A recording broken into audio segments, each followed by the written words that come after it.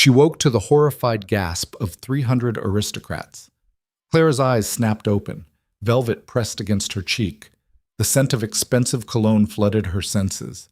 And then she saw him, the Duke of Vale, staring down at her with eyes like winter frost, his jaw tight enough to shatter glass.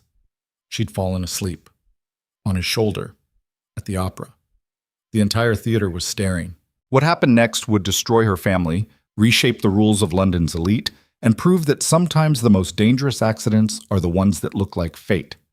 Stick around until the end, hit that like button, and drop a comment telling me what city you're watching from.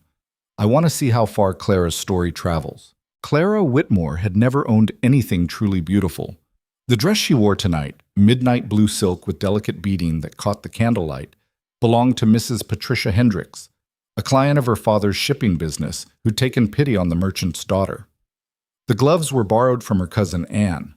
The shoes pinched her toes because they were half a size too small, handed down from a neighbor's daughter who'd married well and moved to the countryside. Even her presence at the Royal Opera House was borrowed, in a sense. The ticket had come through her father's desperate networking, a last-minute invitation from a minor baronet who owed him money and couldn't pay in cash. "Take my daughter," Thomas Whitmore had insisted, his voice carrying that edge of pleading that made Clara's chest hurt. "Let her see how the other half lives. Maybe she'll catch someone's eye." What he meant was, maybe she'll save us. Clara knew the numbers. She'd been doing her father's books since she was 14, her small hands learning to stretch shillings into pounds, to hide debts in creative columns, to make catastrophe look like mere inconvenience. The warehouse fire 3 months ago had devastated their inventory. Insurance covered barely half. Creditors were circling like sharks who'd smelled blood in the water. They had maybe 6 weeks before everything collapsed. So here she sat, in the upper boxes where the merchants and minor gentry clustered, trying not to gawk at the real aristocracy below. The opera was La Traviata, all doomed love and beautiful suffering. Clara found it exhausting. The soprano's voice was lovely, sure, but the story felt false, performative. Real suffering didn't come with orchestral swells. It came with ledgers full of red ink and your father's hands shaking as he tried to write letters to men who'd stopped responding. "Isn't it magnificent?" Anne whispered beside her, eyes shining. Clara forced a smile. "Breathtaking." What she didn't say. "I haven't slept properly in 2 weeks. I spent last night calculating how much we'd get if we sold Mother's wedding ring. The chandelier overhead probably costs more than our house." The opera dragged on. Act 2 became Act 3. Clara's borrowed corset dug into her ribs with every breath. The box was stuffy, thick with perfume, and the heat of too many bodies pressed together. She tried to focus on the stage, on Violetta's tragic aria, but the notes blurred together into a wall of sound that made her eyelids heavy. "Just for a moment," she told herself. "I'll just close my eyes for a moment." The warmth of the crowded box wrapped around her like a blanket. The music softened into something distant, dreamlike. Her head tilted, seeking support, finding something solid and unexpectedly comfortable. For exactly 4 minutes and 37 seconds, Clara Whitmore slept better than she had in months. She woke to silence, not the absence of sound. That would have been mercy. This was the loaded silence of 300 people holding their breath at once, the kind of quiet that precedes explosions. Clara's eyes opened slowly, confusion giving way to creeping horror as she processed her surroundings. Velvet beneath her cheek, the scent of bergamot and something darker, more expensive. And when she lifted her head, she found herself staring directly into the coldest gray eyes she'd ever seen. Adrian Vale, 4th Duke of Vale, was looking at her the way a scientist might examine an interesting but ultimately unwelcome specimen. Oh no. She'd somehow, impossibly, catastrophically, ended up in the Duke's private box. She'd fallen asleep on the shoulder of the most powerful unmarried man in England, and everyone had seen. The opera had stopped. The soprano stood frozen mid-gesture, her mouth slightly open. In the boxes around them, fans had stopped moving. Below, in the orchestra seats, faces tilted upward like flowers following the sun, expressions ranging from shock to delight to barely concealed glee. Clara scrambled backward so fast she nearly fell off the chair. I'm so sorry, Your Grace. I don't know how." "Don't move." His voice was quiet, but it cut through her panic like a blade. Not loud, not angry, just absolutely certain of being obeyed. She froze. The Duke stood, and the movement drew every eye in the theater. He was tall, lean in the way of men who fence for sport rather than survival, dressed in black that made him look like an elegant shadow. His face was all sharp angles, high cheekbones, a jaw that could cut glass, a mouth that looked like it had forgotten how to smile somewhere around age 12. He was 28, Clara knew, though he carried himself like someone much older. Old money, old title, old blood. The kind of aristocrat who could trace his lineage back to before the conquest, and probably had ancestors who'd helped write the Magna Carta. And she drooled on his jacket. She could feel it now, the dampness on her cheek, the horrible certainty that she'd left a mark on his expensive shoulder. Heat flooded her face. Your Grace, I apologize profusely. I must have wandered from my seat during the interval, and you wandered into my private box, past my attendants, sat down beside me, and fell asleep? One dark eyebrow rose incrementally. That's your story. Put like that, it sounded absurd. Because it was absurd. Clara had no idea how she'd ended up here. The last thing she remembered was sitting beside Anne in their box, 3 levels up and half a theater away. Unless, oh God, had she sleepwalked? She'd done it twice before, years ago, during particularly stressful periods. Once she'd woken up in the kitchen, once in the garden, but never anywhere public, and never this far from where she'd started. I don't know how I got here, she said, and heard her voice crack on the last word. I'm so sorry. I'll leave immediately. She started to rise. His hand moved, not touching her, just a small gesture that somehow communicated absolute prohibition. Sit down, Miss Whitmore. Clara Whitmore. Miss Whitmore. He said her name like he was testing it, seeing if it fit in his mouth. Sit down. I really should. The entire theater is watching us. His voice remained conversational, pleasant even, but something in it made her skin prickle. If you flee now, you'll be the scandal of the season. Every gossip column, every drawing room, every matchmaking mama from here to Edinburgh will be discussing the mysterious girl who threw herself at the Duke of Vale and then ran away in shame. Clara's hands clenched in her borrowed skirts. I didn't throw myself. I know that. You know that, but they... He gestured minutely to the sea of watching faces. We'll believe whatever makes the best story. And a merchant's daughter staging an elaborate ploy to trap a duke? That's an excellent story.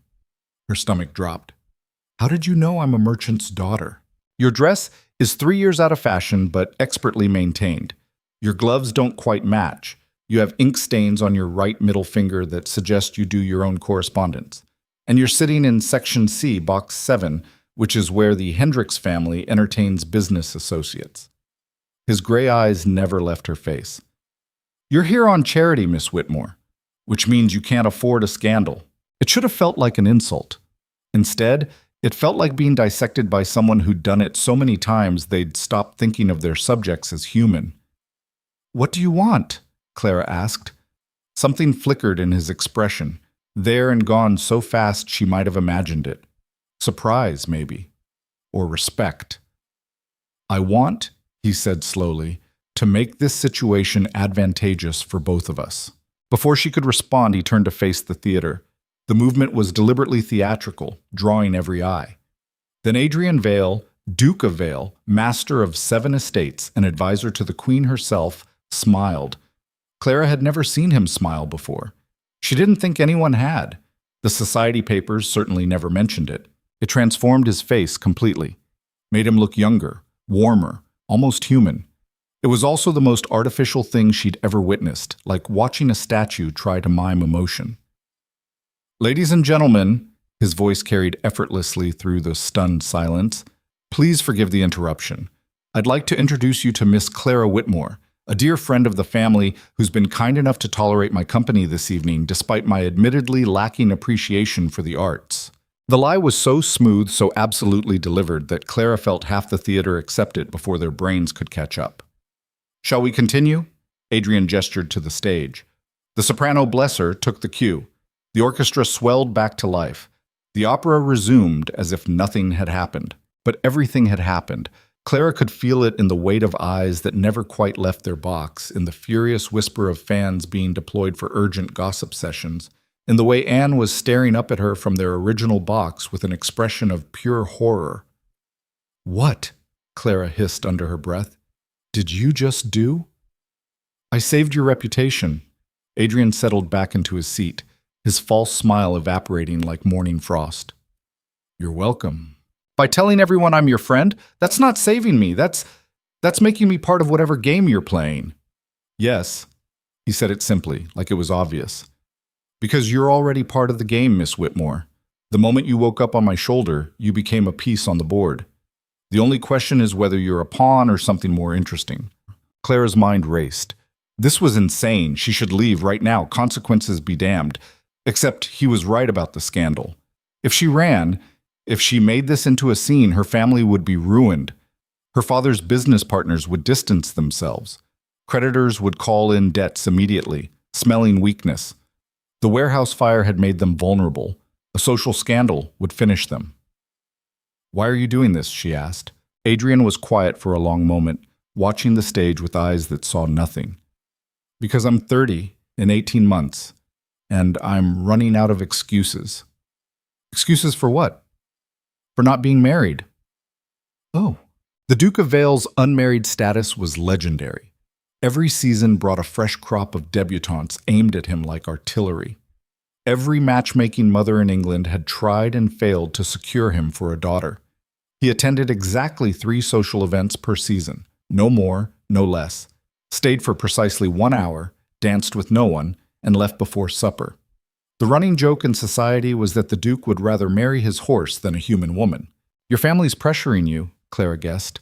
"My grandmother has informed me that if I don't produce an heir within 5 years, she'll alter her will to leave everything to my cousin Theodore." His jaw tightened. "Theodore is a gambling addict who once lost a hunting lodge in a card game and proposed to 3 different women in the same week. So you need to look like you're courting someone."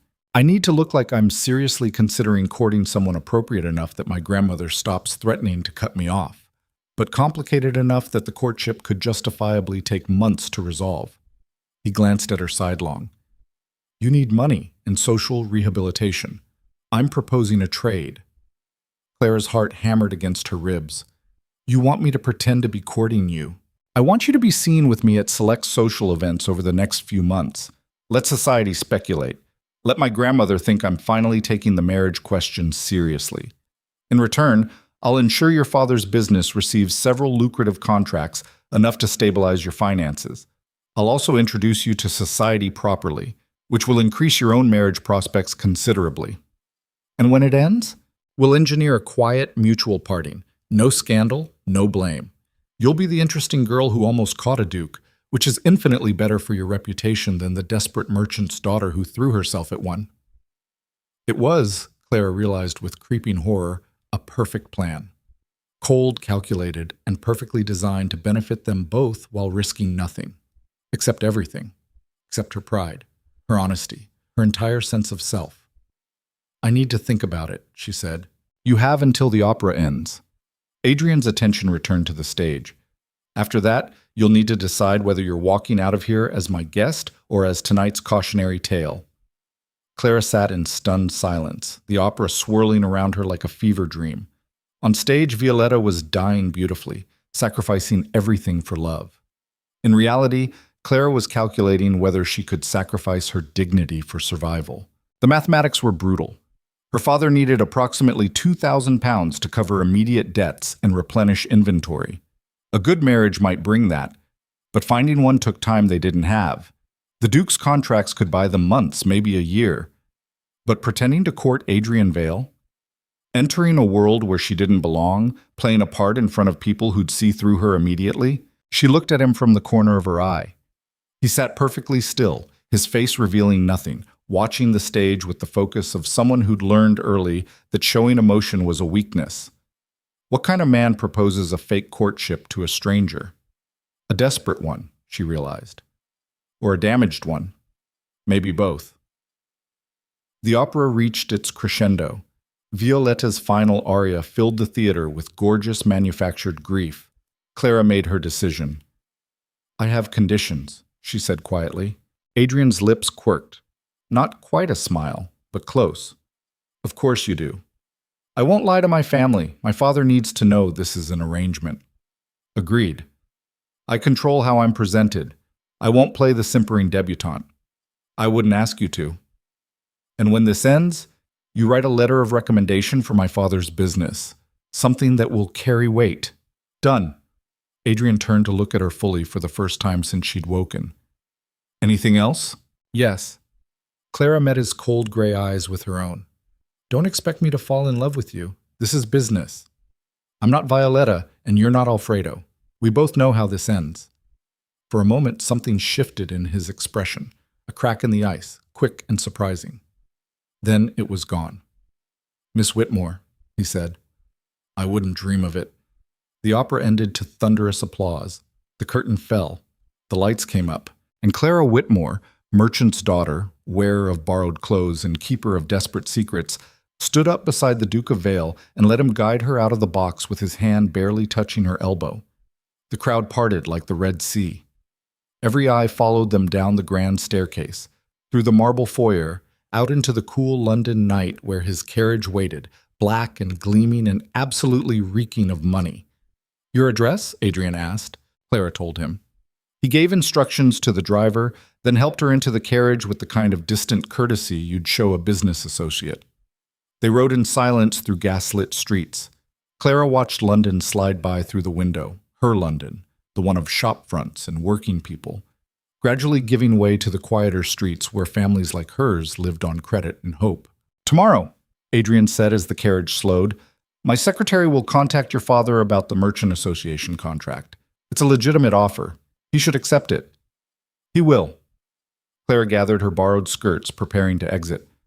When do we start this performance? The Ashford Ball, 3 days from now. I'll send a card. Wear something. He paused, and for the first time she saw him genuinely uncertain.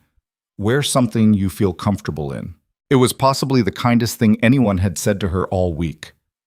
Your Grace, Clara said as the footman opened the door. Why me? You could have chosen anyone, someone appropriate, someone who actually belongs in your world. Adrian was quiet for a long moment, his face half in shadow.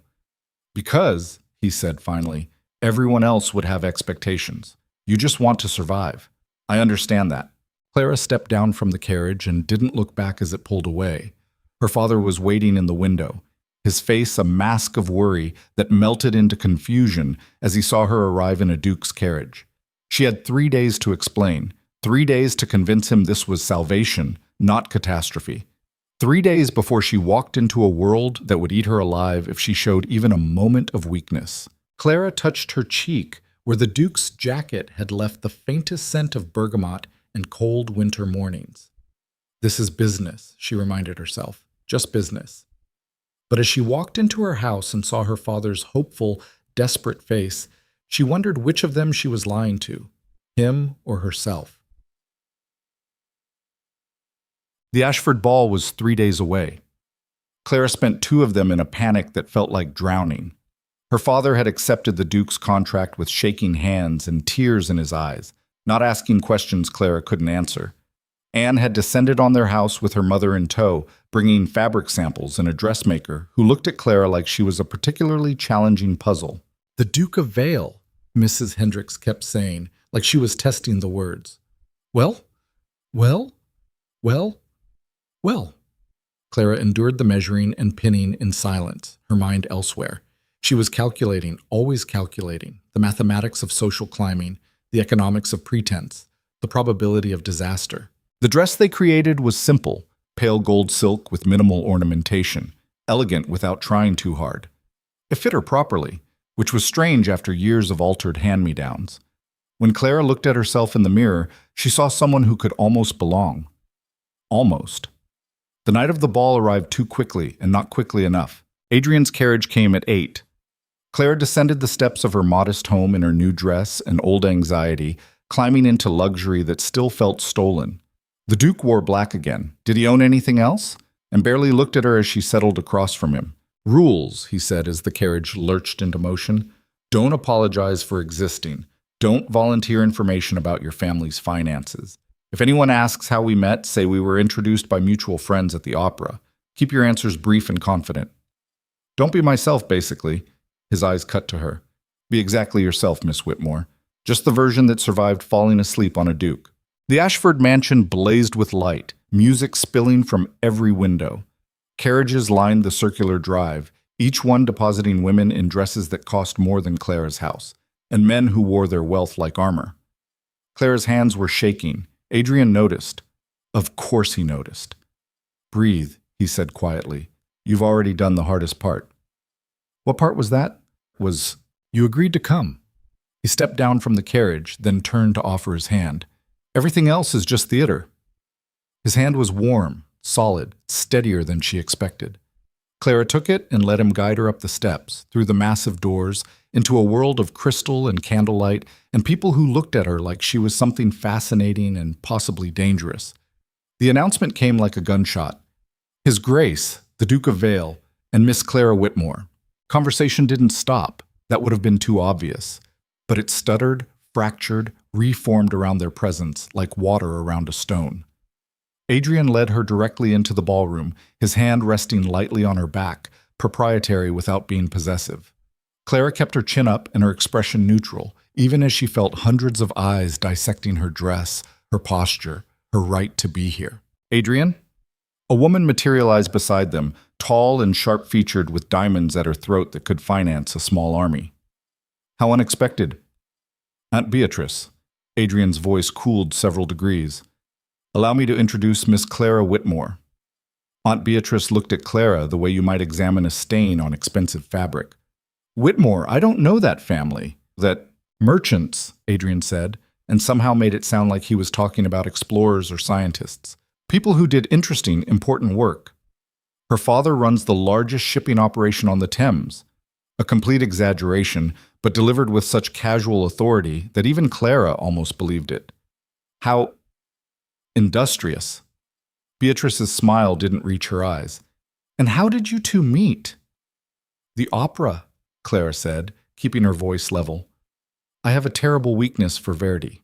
And I have a terrible weakness for intelligent conversation, Adrian added smoothly, which Miss Whitmore provides in abundance, unlike most of the company I'm forced to endure. It was a calculated insult, delivered with a straight face. Several nearby conversations faltered as people processed the implication. Beatrice's expression could have frozen the Thames.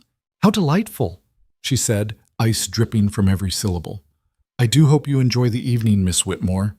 Such events can be overwhelming for those unaccustomed to proper society. She glided away like a ship with full sails. Clara exhaled slowly. That was exactly what I expected.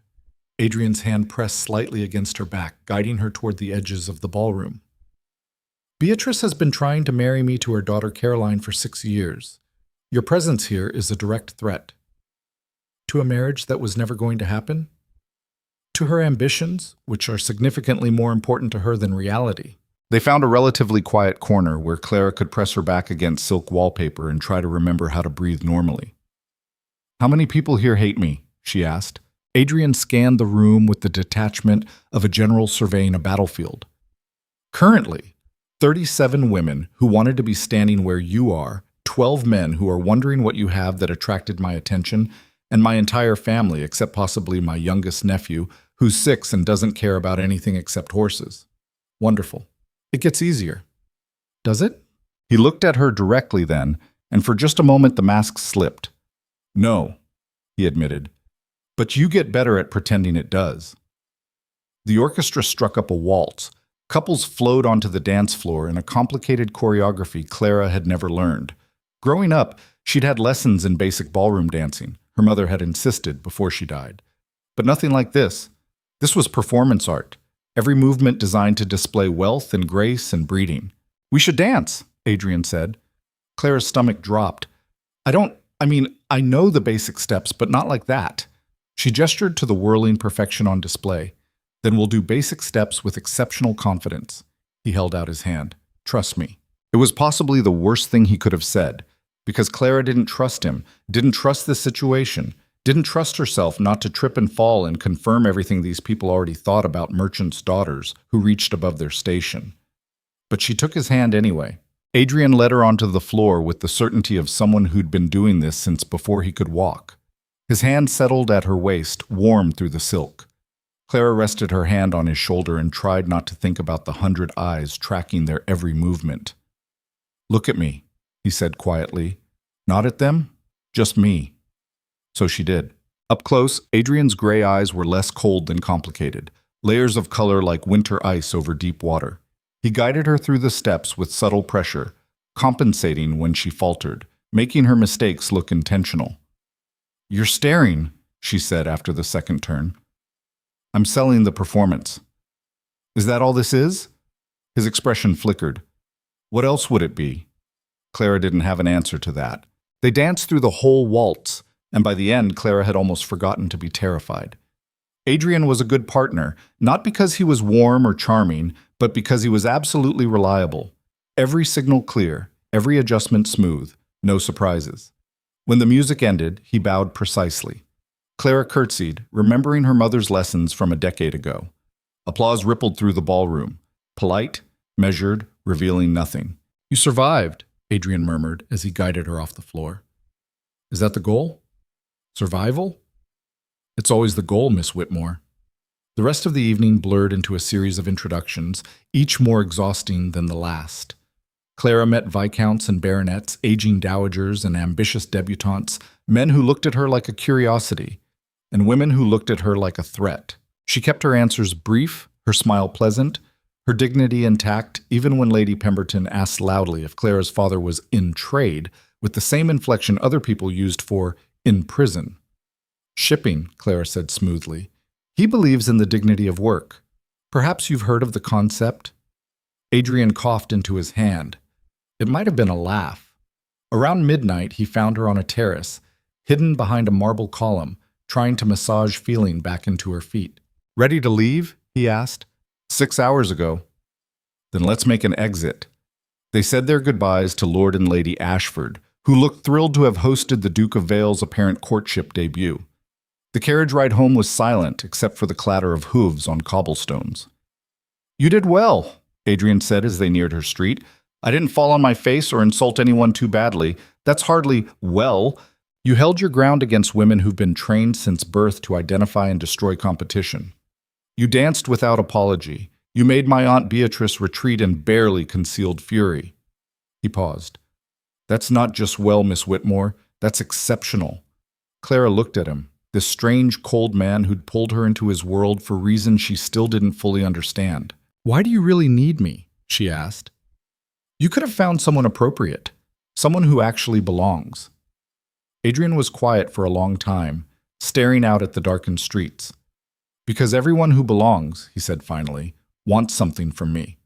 Status, money, access to power. They see the title first, the man never." He glanced at her. "You see a business arrangement. It's refreshing." "Is it lonely?" The question surprised him. She saw it in the way his shoulders stiffened, in the brief tightening around his eyes. "Loneliness," he said carefully, "is for people who expected something different. I always knew what this life would be." The carriage stopped. Clara gathered her skirts, preparing to step back into her real world. "Same time next week?" Adrian asked. "The Thornbury dinner party. More dancing?" "Worse. Conversation." Clara laughed despite herself. "I'll prepare my talking points." She stepped down from the carriage, then paused, looking back at the Duke of Vale silhouetted against the lamplight. "Adrian," she said, using his name for the first time. "Thank you. For tonight. For not letting me drown." Something shifted in his expression, something almost warm. "Same time next week, Clara," he said quietly. The carriage pulled away, leaving her standing in front of her modest home, wearing a dress that cost more than her father earned in a month, her feet aching and her mind spinning. Inside, her father was asleep in his chair, the Duke's contract spread across his lap like a blanket of hope. Clara climbed the stairs to her room, peeled off the golden dress, and stared at her reflection in the small mirror. She looked the same, felt completely different. "This is just business," she reminded herself again. But as she fell asleep that night, she dreamed of gray eyes and winter ice, of waltzes that never ended, of a world where loneliness wore expensive clothes and called itself duty. 3 weeks into the arrangement, Claire realized she'd made a terrible mistake. Not in accepting Adrian's deal. The money was flowing, her father was breathing easier, Creditors were backing off. The business side was working exactly as planned. The mistake was thinking she could keep it purely business, because somewhere between the Thornbury dinner party and the Richmond Garden reception, between learning to navigate salad forks and deflecting passive-aggressive questions about her bloodline, Clara had started to actually like Adrian Vale. Not love, she wasn't that foolish, but like genuine, complicated, inconvenient-like. It started small. The way he always positioned himself between her and the worst of the social vultures. How he'd mastered the art of the cutting remark delivered with such dry wit that half the time people didn't realize they'd been insulted until hours later. The fact that he never touched her beyond what was necessary for the performance, respecting boundaries she hadn't even had to state. Then came the night of the Worthington Ball, when Lady Catherine made a pointed comment about new money trying to buy its way into old families, and Adrian had frozen mid-conversation, turned to her with ice in his voice, and said, "How fascinating that you mentioned buying into families, Catherine. Remind me, didn't your grandfather purchase his title by funding the king's mistress? At least Miss Whitmore's family earned their money through honest work rather than strategic prostitution." The silence had been deafening. Lady Catherine had fled in tears, and Clara had felt something dangerous bloom in her chest, something that felt entirely too much like affection for a man who told her explicitly that this was theater, performance, mutual benefit with a clear expiration date. She tried to ignore it, tried to focus on the practical benefits, the contract still flowing to her father, the way her own marriage prospects had improved now that she was the woman who almost caught the Duke of Vale. But then Adrian started doing things that weren't part of their agreement. He sent books to her house, first editions of novels he thought she'd enjoy, with no note, just his seal on the wrapping. He remembered that she took her tea with honey instead of sugar. When they attended the theater together, he'd lean over during the boring parts and whisper wickedly accurate character assassinations of the other attendees that made her have to cough to cover her laughter. And once, just once, when they were alone in a corner at the Riverside reception and she'd mentioned missing her mother, he'd gone very quiet and said, "Mine died when I was 9. I barely remember what her voice sounded like, but I remember she used to sing while she got dressed for dinner, badly, off-key. My father hated it." The way he'd said it, like he was confessing something precious and terrible at once, had made Clara's throat tight. "Do you miss her?" she'd asked. "Every day, and hardly at all. Memory is strange that way." That was when Clara knew she was in trouble. Because Adrian Vale, the coldest man in London, the Duke who treated human connection like a business transaction, was letting her see the cracks in his armor. And she was foolish enough to think it meant something. It didn't. She knew it didn't. This was still an arrangement, still temporary, still designed to benefit them both before ending cleanly. But knowing something intellectually and feeling it emotionally were two very different things. The morning everything changed started unremarkably. Clara was in her father's office updating ledgers when Anne burst in without knocking. "Have you seen it?" she demanded, waving a newspaper. "Seen what?" Anne slapped the society page down on the desk. There, in bold print. Duke of Vale's mysterious companion, merchant princess or calculated distraction. Clara's stomach sank as she read. The article was not unkind exactly, but it raised questions about her background, about the suddenness of her appearance in Adrian's life, about whether this was genuine courtship or something more cynical. "They're calling you a distraction," Anne said, perching on the desk edge. From what? Clara knew from what. From the very real pressure for Adrian to marry someone appropriate. From his grandmother's ultimatum. From the expectation that he'd choose a bride from the pre-approved list of aristocratic daughters who'd been groomed since birth for exactly this role. We're not. Clara fumbled for an explanation that wasn't a lie but didn't expose the truth. "Clara," Anne's voice gentled. "Are you falling for him?" "No?" "You answered too quickly." "I'm not falling for him," Clara insisted. I understand him. That's different. Is it?" Before Clara could respond, there was a knock at the door. Her father's clerk entered, looking flustered. "Miss Whitmore, there's a carriage outside. The Duke of Vale requests your presence immediately." Immediately. Not tonight, not at the next scheduled event. Now. Clara's heart kicked against her ribs. Something was wrong. She grabbed her shawl and followed the clerk outside, where Adrian's carriage waited. black and gleaming and somehow ominous in the afternoon light. Adrian was inside, his face expressionless in that way that meant he was furious. "Get in," he said. Clara climbed in. The carriage lurched into motion before she'd fully settled. "What happened?" she asked. "My grandmother happened." Adrian's jaw was tight enough to shatter. "She's announced a dinner party tomorrow night. Family only. Plus you." "Me?" "She wants to meet the woman who's finally captured my attention." Her words. He looked at Claire with something that might have been apology or might have been warning. This wasn't part of the plan. No, it wasn't. They'd been careful to keep things public but vague, never pushing into family territory, never forcing confrontations with the people who mattered most. But apparently the Dowager Duchess had decided to force the issue. "What do you want me to do?" Claire asked. Adrian was silent for a long moment, staring out at London sliding past the windows. "I want," he said quietly, "to call this whole thing off. Send you home with enough money to secure your father's business permanently. End this before my family tears you apart for sport." Clara's chest constricted. But if we stop now, it looks like we're running, like you couldn't withstand scrutiny. It will damage your reputation more than helping it." His hands clenched on his knees. "And it will give my grandmother exactly what she wants, proof that I'm not serious about marriage, justification to cut me off and hand everything to Theodore." So we keep going. Into a dinner party where my grandmother, my Aunt Beatrice, my Uncle Richard, and at least 6 cousins will spend 3 hours trying to find every crack in your armor and pry you open. Adrian finally looked at her. "You should say no, Clara. This is beyond what we agreed to." She should say no. This was insane, dangerous, a guaranteed disaster. But Clara thought about her father sleeping soundly for the first time in months, about the warehouse being restocked, about the creditors backing off, about everything this arrangement had already given her. And she thought about Adrian, sitting alone in this carriage, facing a family that saw him as a title and a bank account, not a person. "When is dinner?" she asked.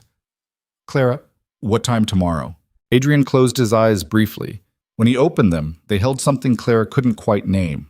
Gratitude, maybe. Or regret. 7 o'clock, he said.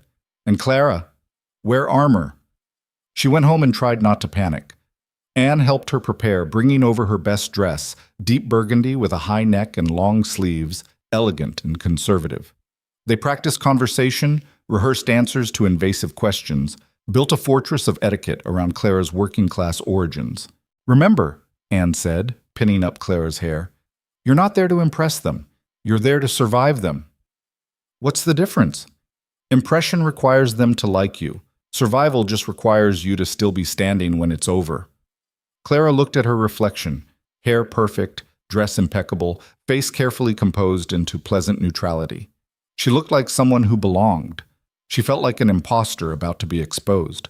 The Duke's London residence was in Mayfair, a massive townhouse that probably had more rooms than Clara's entire street combined. Adrian met her at the door, dressed in formal black, his expression professionally neutral. "Ready?" he asked. "Absolutely not." His mouth quirked, almost a smile. "Good. Honesty will serve you better than confidence tonight." He guided her through a marble entrance hall, up a sweeping staircase, into a drawing room where the Vale family waited like a panel of judges. The Dowager Duchess sat in the central chair, a tiny woman with steel-gray hair and eyes that could cut glass. She had to be 70, but she held herself like a queen, draped in black silk and diamonds that probably had their own insurance policies. Around her, Aunt Beatrice, Uncle Richard with his florid face and calculating eyes, Cousin Theodore looking hungover and sullen, Cousin Caroline in pink lace looking like she wanted to commit murder, and several others Clara couldn't immediately identify. "Grandmother," Adrian said, his voice perfectly neutral, "may I present Miss Clara Whitmore?"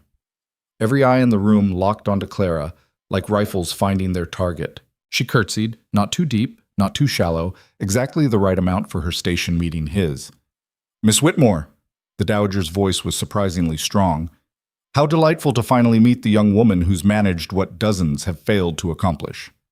"Your Grace is too kind," Clara said carefully. "I'm never kind, child. I'm accurate." The Dowager gestured to an empty chair. "Sit. Let's have a proper look at you." Clara sat, spine straight, hands folded in her lap, every muscle locked to keep from trembling. The interrogation began immediately. "Your father is in shipping?" Uncle Richard asked, making it sound like an accusation. "Yes, sir. Maritime trade, primarily with the Mediterranean." "How commercial?" Cousin Caroline's voice dripped sweetness and poison in equal measure. "Commerce built this country," Adrian said quietly from where he stood by the fireplace. "Perhaps you've noticed the tea you're drinking, Caroline. It didn't magic itself from China." Beatrice cut in smoothly. "And your mother, dear? What family was she from?" Trap. Clara could see it clearly. If she named a working-class family, she'd be dismissed as common. If she couldn't name one, she'd look like she was hiding shameful origins. "My mother was Eliza Brennan before she married," Clara said.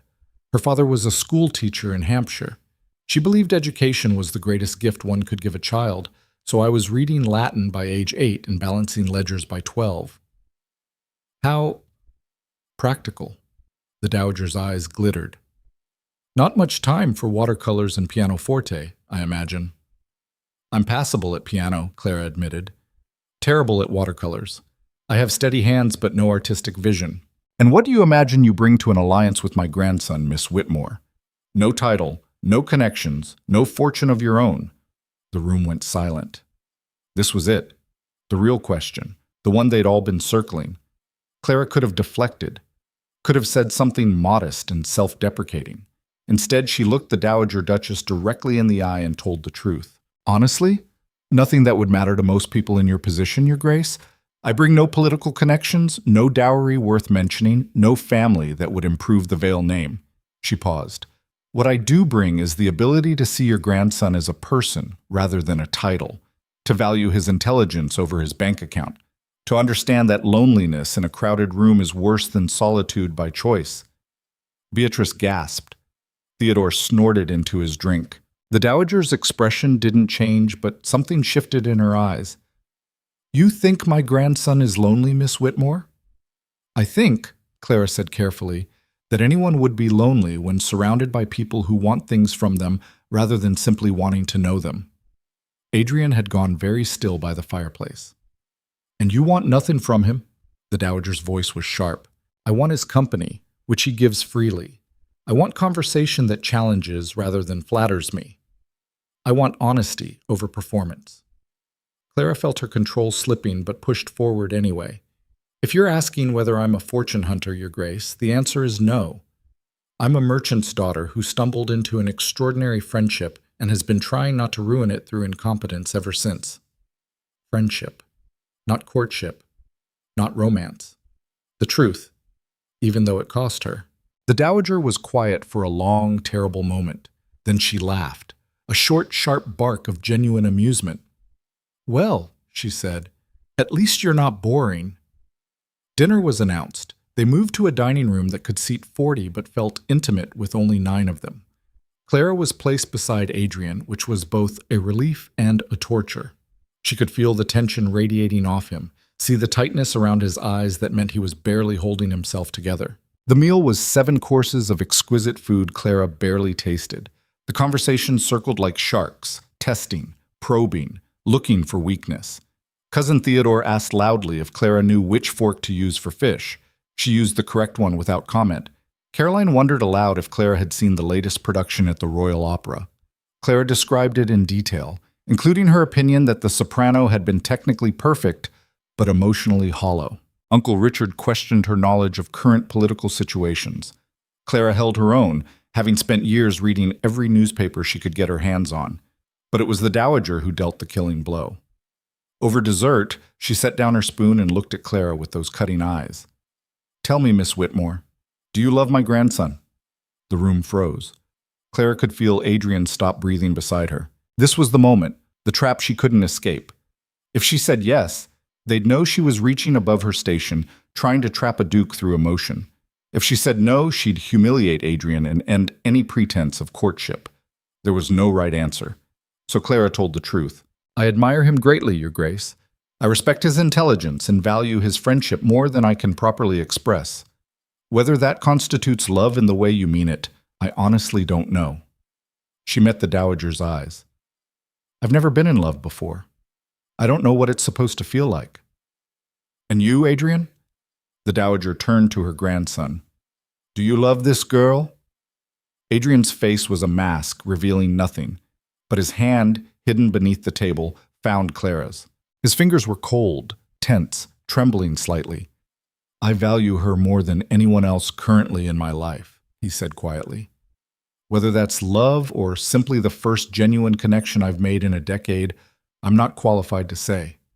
The honesty in his voice was devastating. The dowager studied them both for a long moment, then nodded once, decisively. I approve, she said. Beatrice made a strangled sound. Caroline knocked over her water glass.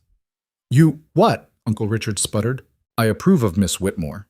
The dowager's voice cut through the chaos. Adrian, you will continue courting this young woman properly. Family dinners once a fortnight, no scandal, and if, at the end of 6 months, you both still feel this admiration, we'll discuss marriage contracts. Clara's world tilted sideways.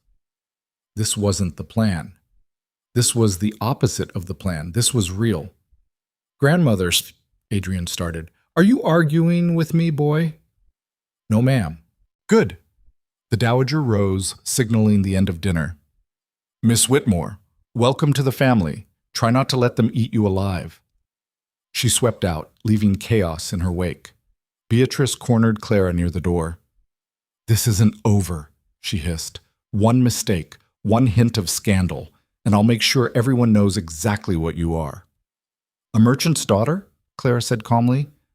I've never pretended otherwise. She left before Beatrice could respond, finding Adrian waiting by the carriage. They rode in silence for 3 full blocks. That was, Adrian started. A disaster, Clara finished. I was going to say unexpected. 6 months, Adrian. Your grandmother just committed us to 6 months of this. Clara's hands were shaking. We were supposed to quietly end things in 3. I know. This changes everything. I know. What are we going to do? Adrian stared out the window, his reflection ghost-like in the glass. We're going to honor the arrangement, he said quietly. 6 months, proper courtship. At the end, we'll decide if there's anything real here or if we're just 2 people who got very good at pretending. Clara's chest hurt. And if it's just pretending, then we end it cleanly, as agreed. And if it's not? Adrian finally looked at her, and his expression was raw in a way she'd never seen. Then I suppose, he said, we'll have to figure out if what we've built is strong enough to survive being real. The carriage stopped at Clara's house. She gathered her skirts, preparing to step back into her world, away from this impossible situation. Clara, she paused. You were magnificent tonight, Adrian said. Honest and brave and entirely yourself. My grandmother was right. You're not boring. Is that a compliment? From her? It's practically a marriage proposal. Clara laughed despite everything, despite the fear and confusion and the growing certainty that she'd just signed herself up for heartbreak. 6 months, she said. 6 months, he confirmed. She stepped down from the carriage, walked into her house, and barely made it to her room before her careful composure shattered. Because Clara Whitmore, merchant's daughter and professional survivor, had just realized something terrifying.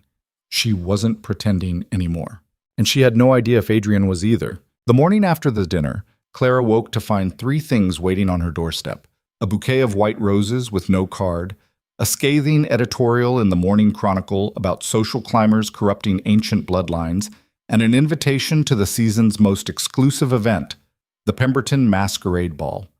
She brought all 3 inside, her father looking up from his breakfast with concern etched across his face. Clara, love, are you certain about this arrangement with the Duke? She set the roses in water, ignored the newspaper, and held up the invitation. We're past certainty, Papa. We're into commitment now.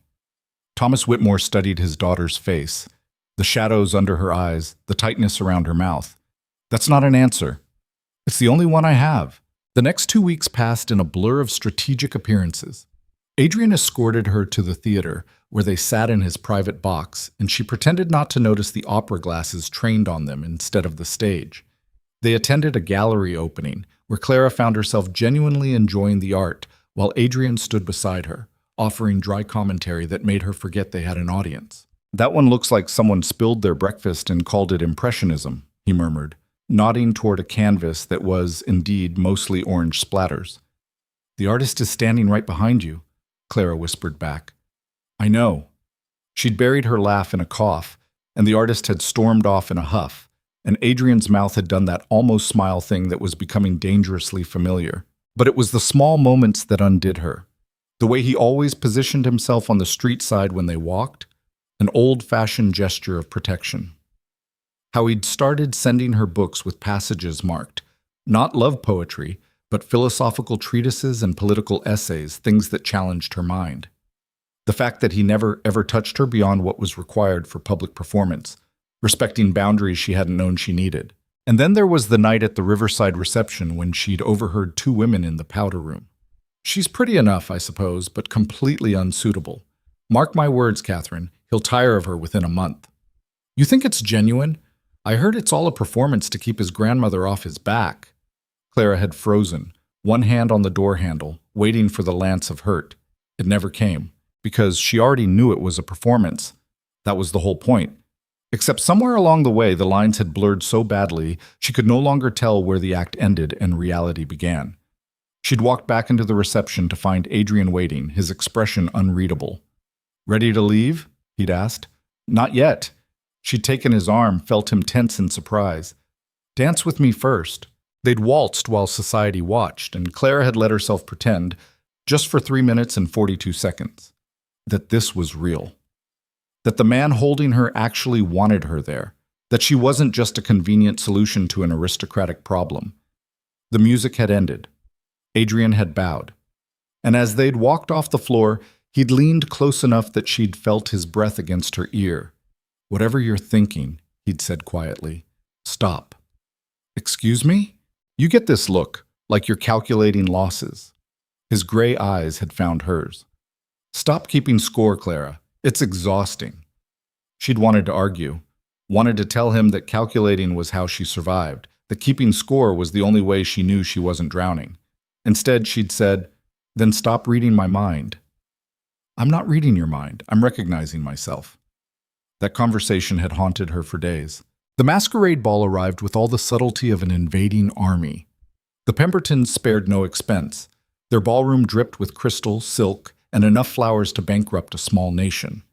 The dress code was elaborate Venetian masks and formal attire, which meant Clara spent an afternoon with Anne being fitted for a gown that made her feel like she was playing dress-up in someone else's life. The final product was stunning, deep sapphire silk that brought out the blue in her eyes, with a mask of silver filigree that covered the upper half of her face. Anne had outdone herself. You look like a mysterious foreign princess, Anne declared, adjusting Clara's hair one final time. I look like I'm about to be unmasked as a fraud. Same thing, really. Adrian's carriage arrived at 8. When Clara stepped inside, she found him already masked. Black silk and silver that made his gray eyes even more striking, dressed in formal black that probably cost more than her father's annual income. He went very still when he saw her. That dress, he said finally. Is it inappropriate? Anne said, It's perfect. His voice was rough. You're perfect. Claire's breath caught. Adrian. I know. He turned to look out the window, jaw tight. Ignore me. The mask makes me honest. They rode in charged silence to Pemberton House, where carriages lined the drive like a parade of wealth. Inside the ballroom was a sea of masked faces, identities hidden, inhibitions loosened. The anonymity changed everything. People laughed louder, danced closer, spoke more freely. It was intoxicating and terrifying in equal measure. Stay close, Adrian murmured as they entered. Masks embolden people to say things they'd normally whisper behind fans. He wasn't wrong. Within 10 minutes, Clara overheard 3 separate conversations speculating about her origins, her motives, and her bedroom skills. The last one made her cheeks burn. Ignore them, Adrian said, his hand settling at the small of her back, warm, steady, possessive in a way that made her pulse jump. How do you do it? Ignore all of them, all the time. Practice. And spite. He guided her toward the dance floor. Also, I stopped caring what they thought around age 15 when I realized none of them actually knew me well enough for their opinions to matter. That sounds lonely. It was practical. The orchestra struck up a waltz. Adrian pulled her into the dance without asking, and Clara went willingly, her hand finding his shoulder, his palm settling at her waist like it belonged there. They moved together with the ease of partners who'd done this before, who'd learned each other's rhythms. Clara let herself sink into it, into the music and movement and the fiction that this was real. "You're thinking again," Adrian said. "Can't help it. Try." So she did. She stopped calculating, stopped analyzing, stopped trying to predict the inevitable ending. She just danced with Adrian Vale and let herself feel everything she'd been carefully compartmentalizing for weeks. The waltz ended. Another began. They kept dancing. Around them, other couples swirled past in a kaleidoscope of color and silk. But Clara only saw Adrian. The way his mask made his eyes seem darker, more intense. The slight pressure of his fingers against her back. The fact that he was looking at her like she was the only person in the room. "This is dangerous," she heard herself say. "What is?" "This. Us. The way we're looking at each other." Adrian's expression shifted, something vulnerable breaking through his usual control. "I know. We should stop. We should." Neither of them moved. The music swelled around them, dramatic and aching. Clara felt like she was standing on the edge of a cliff, knowing the fall would destroy her but unable to step back. "Adrian?" A hand clapped onto Adrian's shoulder, breaking the moment like shattered glass. "Vale. There you are." A man in a golden mask materialized beside them, already drunk despite the early hour. "Come settle a bet. Thornberry says you've finally been caught by that little merchant's daughter, but I say you're too clever for that. Tell him he's wrong." Adrian went rigid. "Lord Ashford, you're drunk." "Not that drunk. Everyone's talking about it, the Duke and his charity case." Ashford laughed, oblivious or uncaring about Clara standing right there. "Honestly, how long until you tire of playing the benevolent patron? My money's on another fortnight." Clara felt the blood drain from her face. Around them, other conversations were dying as people turned to listen, sensing drama. "Lord Ashford," Adrian's voice could have frozen fire. "You should leave. Now." "Oh, come now, Vale. We're all friends here. No need to pretend." Ashford's gaze finally landed on Clara, and even through his mask she could see the moment he realized she'd heard everything. "Ah, well, no offense meant Miss Whitmore, isn't it?" "Every offense taken," Clara said, her voice shaking despite her best efforts. "Your Grace, please excuse me." She turned to leave. Adrian's hand caught her wrist, gentle but firm. "Clara, wait. Don't." She pulled free, hating the way her voice cracked. "I need air." She fled before he could stop her, pushing through the crowd toward the terrace doors. Behind her, she heard Adrian's voice cutting through the sudden silence. "Ashford, you have 10 seconds to leave this ball before I make you regret every word you just said." Clara didn't stay to hear the response. She burst onto the terrace, gulping cool night air, trying to remember how to breathe normally. Charity case. Playing the benevolent patron. Tire of her. She'd known this was temporary. Known from the beginning that this was a transaction, not a romance. But hearing it stated so baldly, reduced to a betting pool and gossip fodder, made something crack inside her chest. "Miss Whitmore?" Clara spun to find a woman in an emerald mask standing in the shadows, tall, elegant, watching her with sharp interest. "Forgive me," the woman said, stepping into the lamplight. "I didn't mean to startle you. I'm Lady Ashford. That drunk fool inside is my brother, unfortunately." "Then you heard everything, and I'm sorry." Lady Ashford moved closer, her voice dropping. "But I'm also curious. Is it true? Are you actually courting the Duke, or is this all performance?" Clara stared at her, trying to process the question. "I don't know what you mean." "Oh, I think you do." Lady Ashford's smile was knowing. "I've watched Vale navigate society for years. He's many things, cold, brilliant, calculating, but never genuine. Except when he looks at you." She paused. "So either you're the best actress I've ever seen, or something real is happening here. Which is it? Does it matter?" "To you, probably more than you want to admit." Clara's throat tightened. "I should go back inside."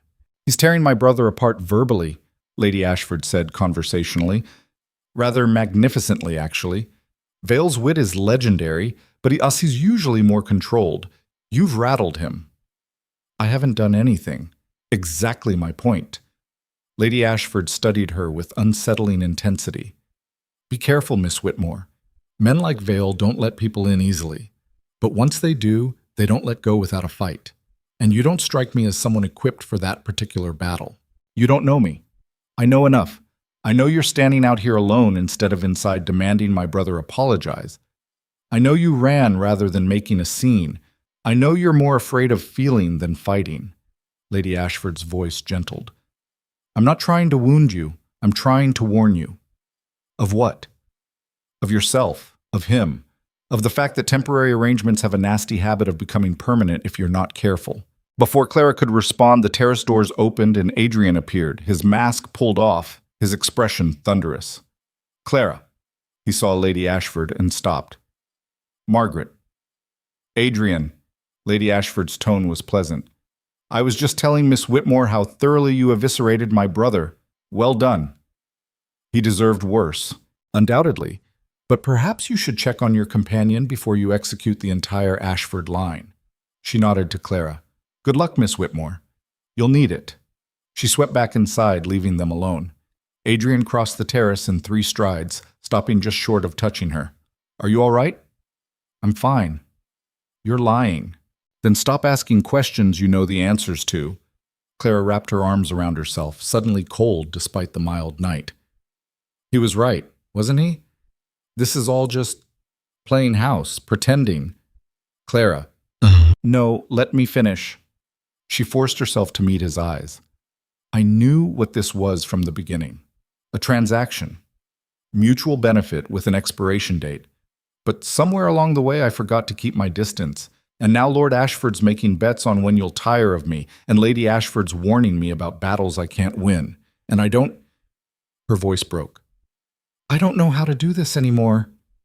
Adrian was quiet for a long moment, his face unreadable. Then he said very quietly, Do you want to stop? Clara's heart lurched. Do you? I asked first. That's not an answer. Neither is that.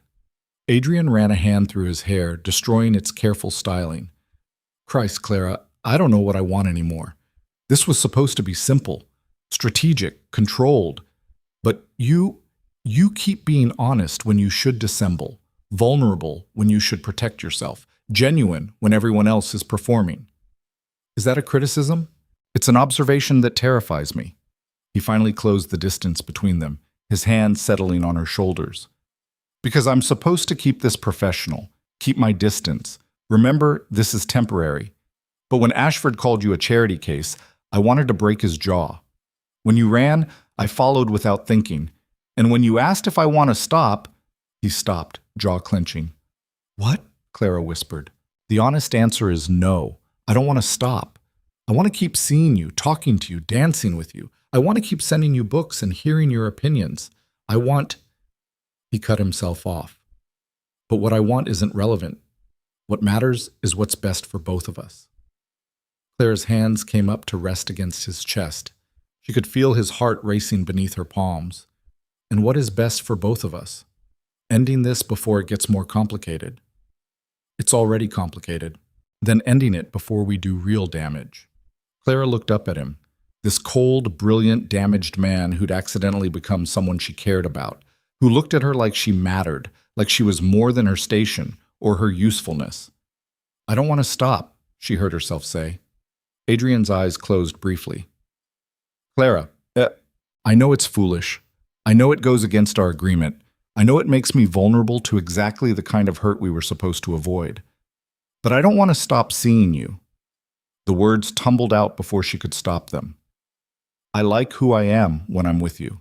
I like that you challenge me, that you don't coddle me, that you see past the performance to the person underneath. And maybe that makes me an idiot, but Adrian kissed her. It wasn't gentle or uncertain. It was fierce, desperate, months of restraint shattering all at once. His hand slid into her hair, destroying Anne's careful work. Clara's fingers clutched his jacket, pulling him closer, kissing him back with everything she'd been carefully not feeling. It lasted maybe 10 seconds. It felt like falling off a cliff. When they broke apart, both breathing hard, Adrian pressed his forehead to hers. This is a terrible idea, he said. I know. We're going to hurt each other. Probably. Your father will kill me if I break your heart. Only if I don't kill you first. Adrian laughed, an actual laugh, startled and genuine. Christ, what are we doing? Something stupid and reckless, Clara said.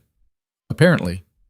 They stood there in the lamplight, masks abandoned, pretense shattered, facing the fact that somewhere along the way their arrangement had become something dangerously real. We should go back inside, Adrian said eventually. We should. Set some ground rules, figure out what this means. Absolutely.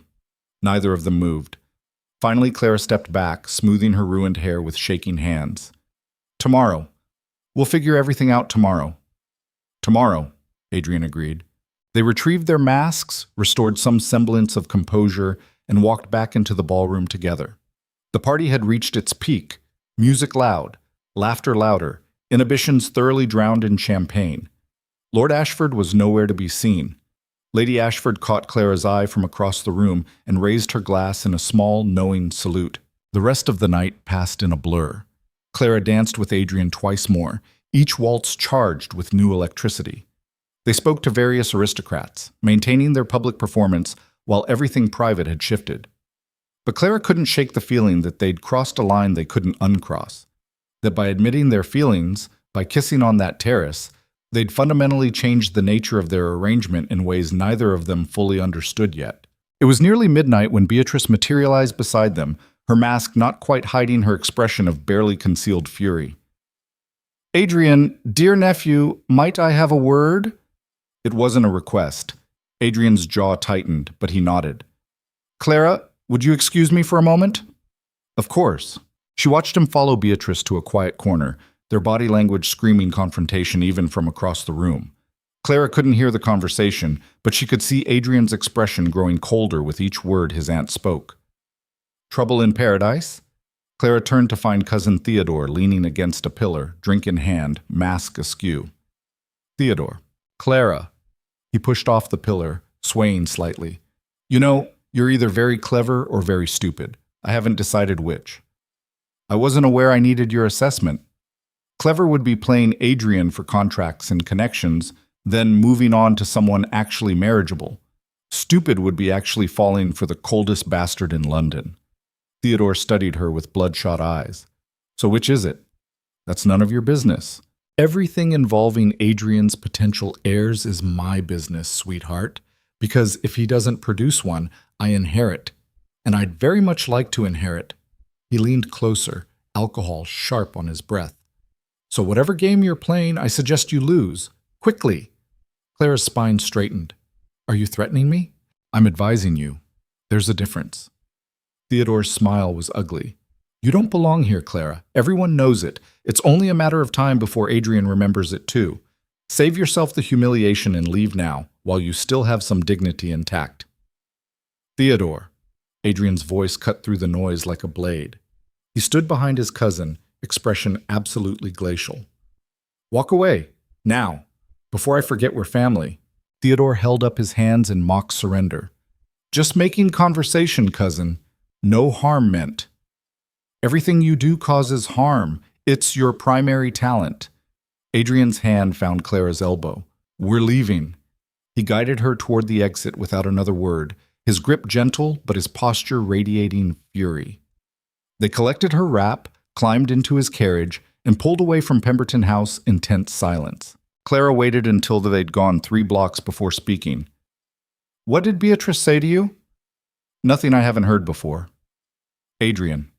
He was quiet for a moment, staring out at the dark streets. She's compiled a dossier on your family. Every debt, every failed business venture, every social misstep going back 3 generations. She plans to present it to my grandmother as proof that you're a fortune hunter. Clara's stomach dropped. Is she? Tomorrow morning. Then it's over. The words came out flat, emotionless. Once your grandmother sees evidence, my grandmother already knows everything in that dossier. Clara blinked. What? Did you think she'd approve you without investigation? She had her own people look into your background weeks ago. Adrian finally looked at her. The debts, the warehouse fire, your mother's family history, she knows all of it. She approved you anyway. Why? Because, and I quote, the girl has more spine than the last 3 debutantes combined, and at least she's honest about what she wants. Adrian's mouth quirked. My grandmother values strength over status. It's why she married my grandfather, despite him being a 3rd son with no prospects. Clara processed this information slowly. So Beatrice's dossier won't change anything. Not with my grandmother, but she's also planning to leak it to the society papers. Adrian's voice hardened. By this time tomorrow, every scandal sheet in London will be running stories about your family's financial situation. They'll paint you as a desperate social climber who seduced a duke to save herself from ruin. The carriage suddenly felt too small, too close. Can you stop her? I can try, but Beatrice has connections and money of her own. If she wants this story out, it'll get out. Clara's mind raced, calculating damage, the humiliation to her father, the impact on his business, which had only just stabilized, the whispers that would follow her family for years. Then we need to control the narrative, she heard herself say. Adrian turned to look at her fully. What? If the story's getting out regardless, we make sure our version reaches people first. Clara's thoughts crystallized with sudden clarity. We give an interview to one of the major papers, someone with actual credibility. We tell the truth that, yes, my family had financial difficulties, and yes, you helped with contracts, but we met by accident and the courtship is genuine. You want to publicly admit our arrangement started as business? I want to publicly admit that life is complicated. Relationships are messy, and 2 people can start in one place and end up somewhere completely different. Clara met his eyes. Because that's the truth, isn't it? This isn't what we planned. It's better and scarier and more real than either of us expected. Adrian stared at her like she'd grown a second head. You're willing to expose yourself, your family, to public scrutiny to protect our relationship? I'm willing to fight for something that matters to me. You taught me that. She reached for his hand. Unless you don't want to fight for this. For us. In which case, tell me now, and I'll walk away. The carriage slowed, approaching her street. Adrian's fingers tightened around hers. I don't want you to walk away, he said quietly. I should. This would be easier if I did, but I don't. Then we fight. Together. Together. The carriage stopped. Clara gathered her wrap, preparing to leave, but Adrian held on to her hand. Clara, wait. He pulled something from his pocket, a small velvet box. I'm not proposing, not yet, but I want you to have this. He opened the box to reveal a ring, simple silver with a small sapphire, elegant without being ostentatious. It was my mother's, Adrian said. One of the few pieces she kept for herself rather than the family collection. I want you to wear it, not as an engagement ring, but as a promise that I'm serious about this. About us. Clara's throat tightened.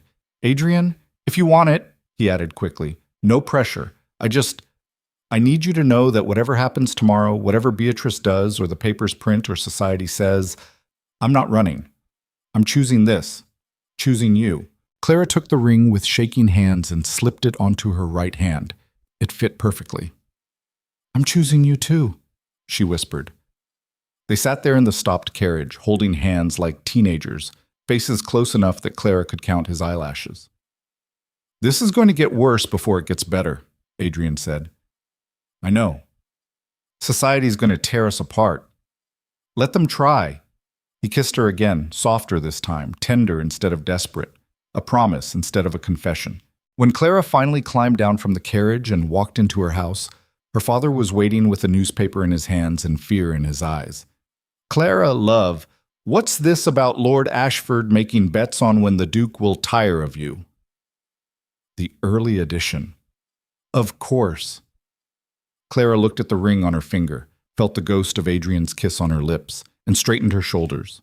It's about people underestimating us, Papa, but they're going to learn better. She kissed his cheek. Get some rest. Tomorrow we go to war.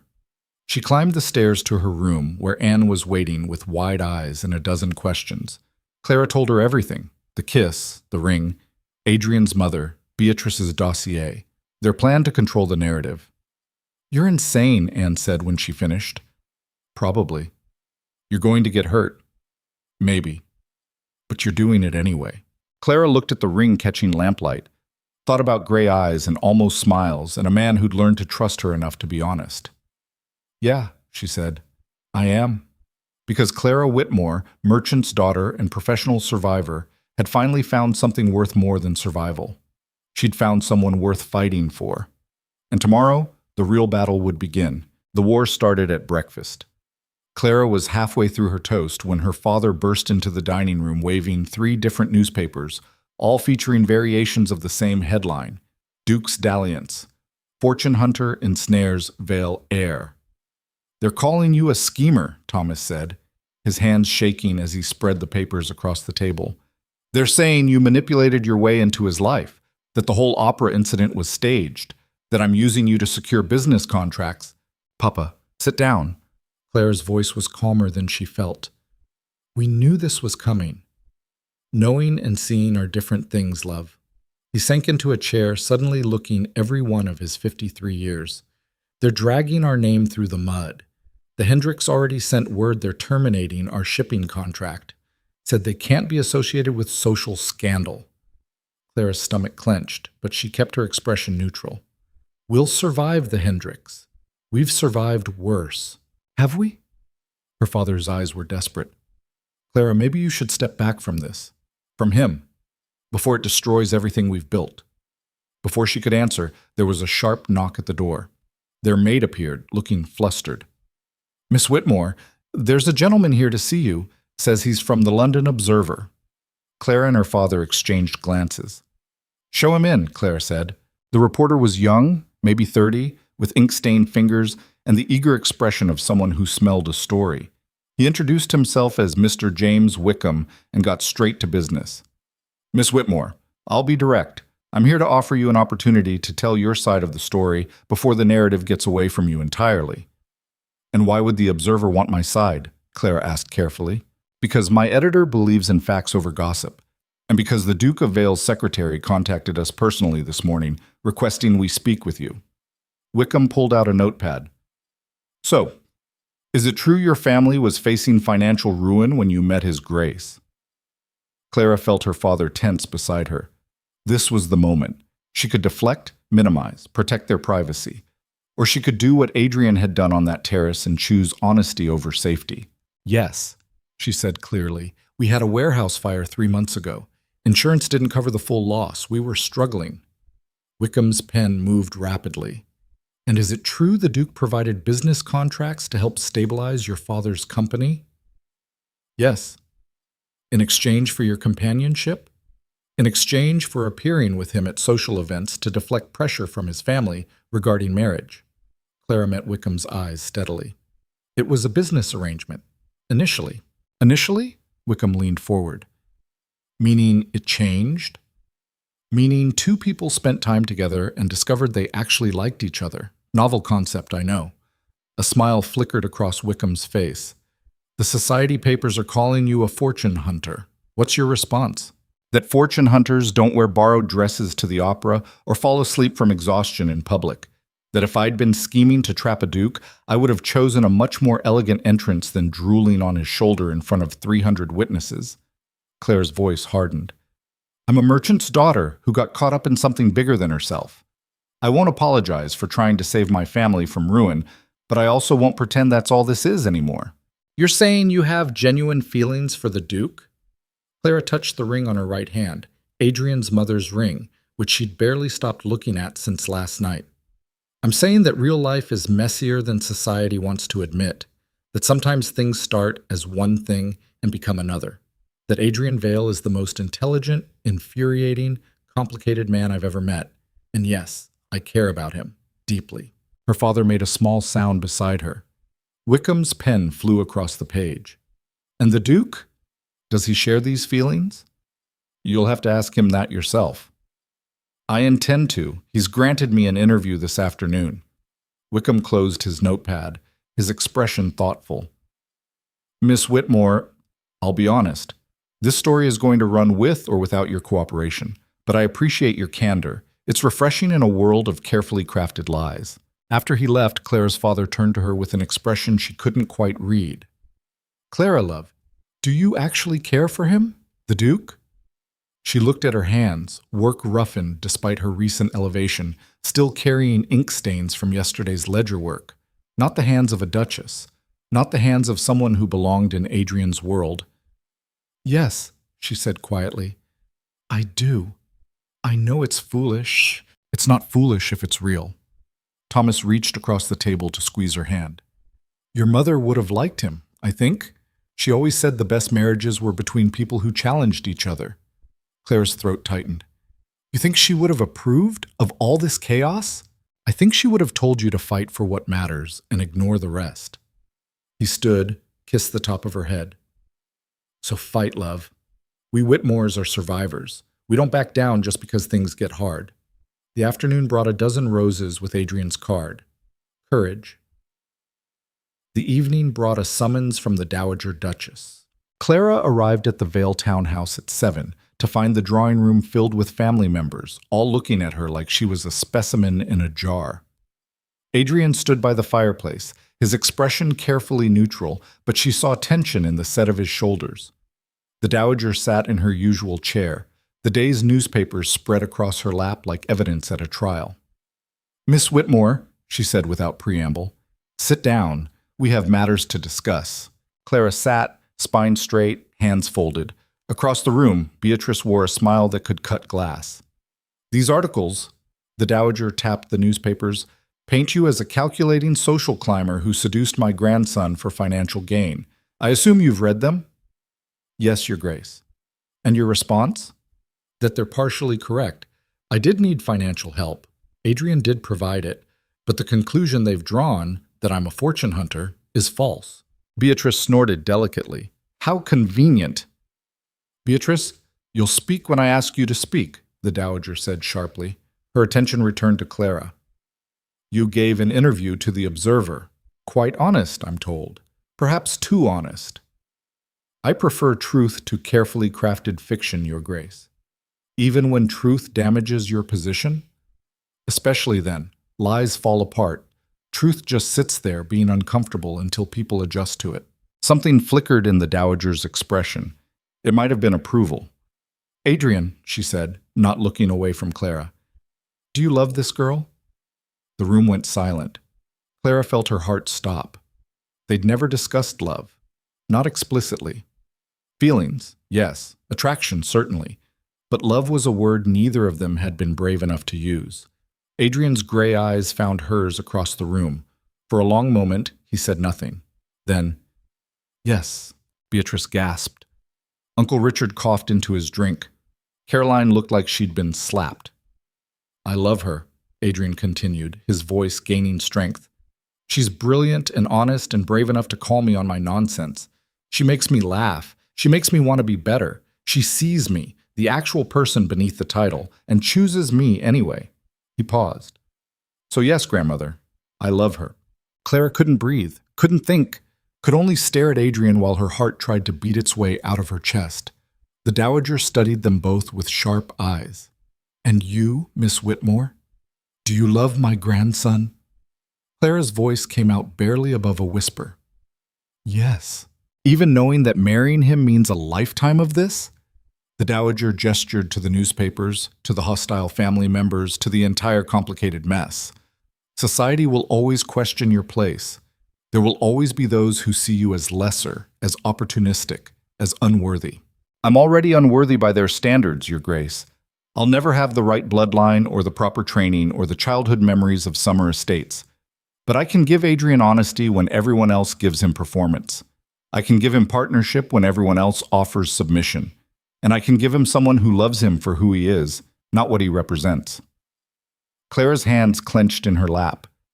"If that's not enough, then perhaps I'm not the right choice, but it's all I have to offer." The silence stretched impossibly long. Then the Dowager smiled, a genuine, warm smile that transformed her entire face.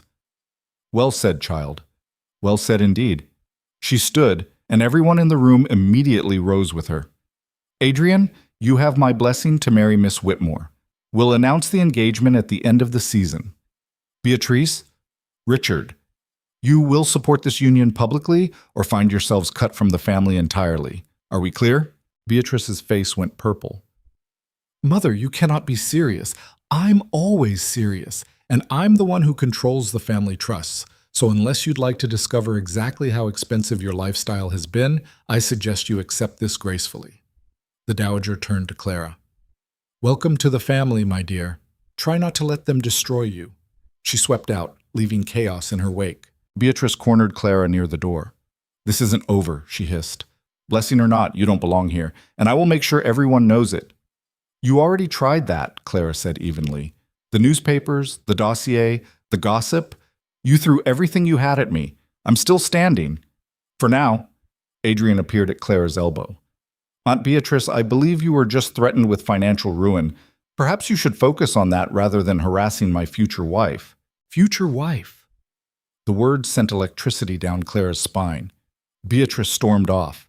The other family members dispersed like roaches when the lights came on. Finally, Clara and Adrian were alone in the drawing room. You told them you love me, Clara said, still trying to process. I do. Adrian moved closer, his hands finding her waist. I've been trying not to for weeks. Failed miserably. When did you know? The night you challenged my grandmother. You were terrified. I could see it in the way your hands shook. But you sat there and told her the truth anyway. You chose integrity over safety. I started falling then. His thumb traced circles on her hip through the fabric of her dress. When did you know?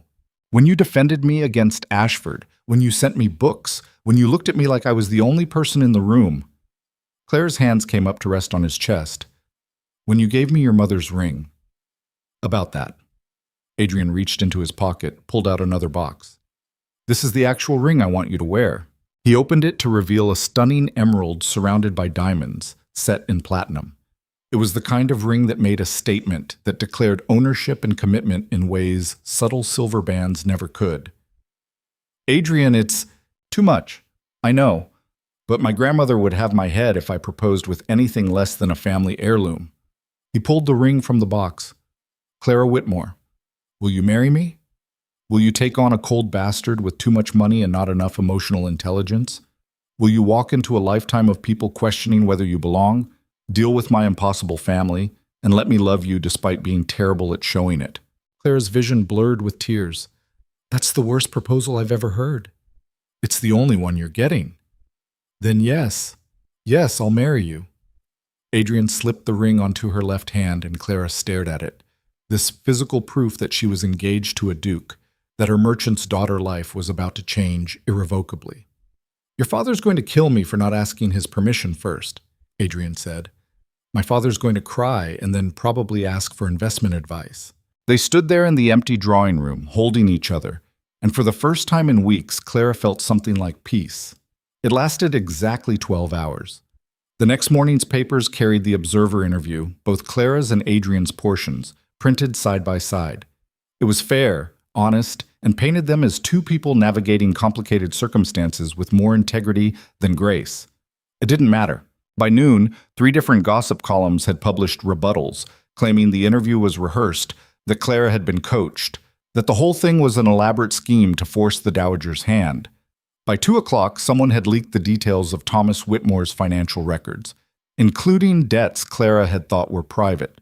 By 4, a satirical cartoon appeared showing Clara as a spider and Adrian as a fly caught in her web, with the caption, How to Catch a Duke in 3 Easy Steps.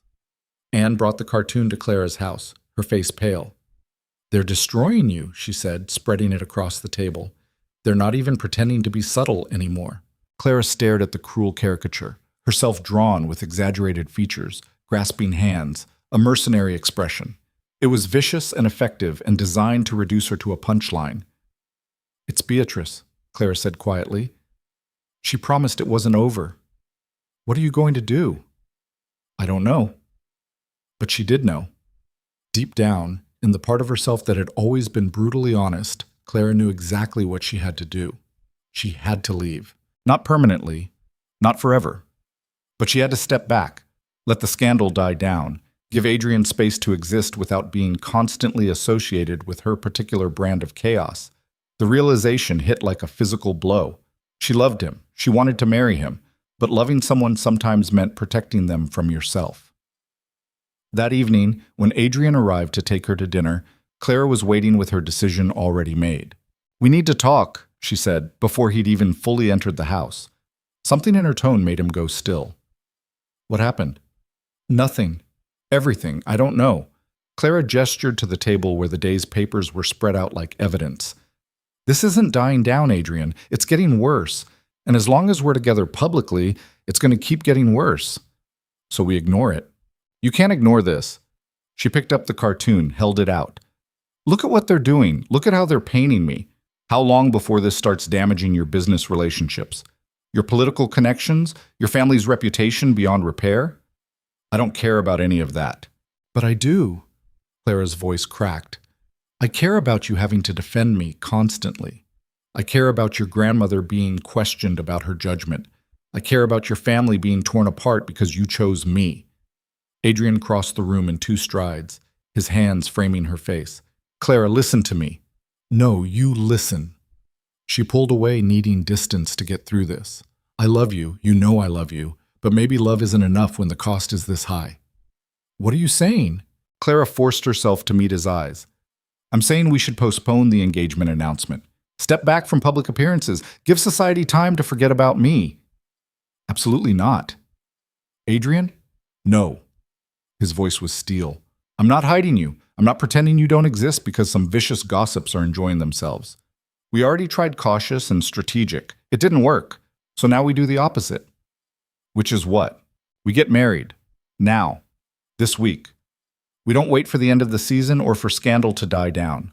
We go to my family chapel, say our vows in front of the people who actually matter, and present society with a done deal."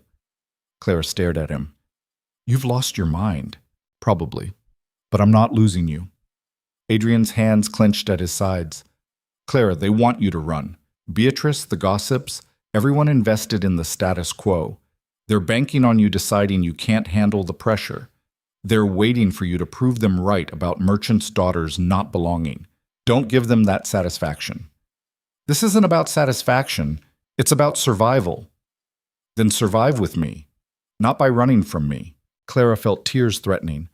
"What if I can't do this? What if I'm not strong enough?" "You fell asleep on a duke's shoulder and turned it into a courtship. You faced down my grandmother without flinching.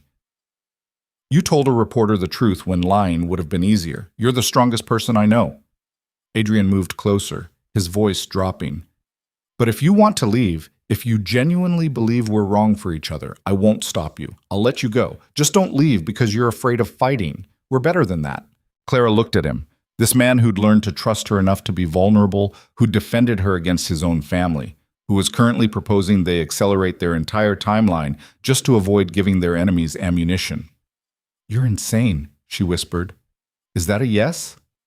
"It's a, you're completely insane, but I love you anyway." Adrian kissed her, hard and desperate and full of relief. When they broke apart, he rested his forehead against hers. "So we're doing this? Getting married immediately?" "We're doing this." "My grandmother's going to have opinions about the rushed timeline." "Your grandmother approved me. She'll survive." They spent the next hour making plans.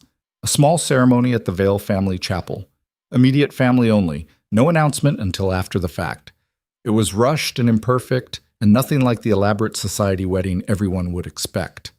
It was perfect. Clara left Adrian's townhouse that evening with her engagement ring hidden under her glove and a wedding date set for 5 days from now.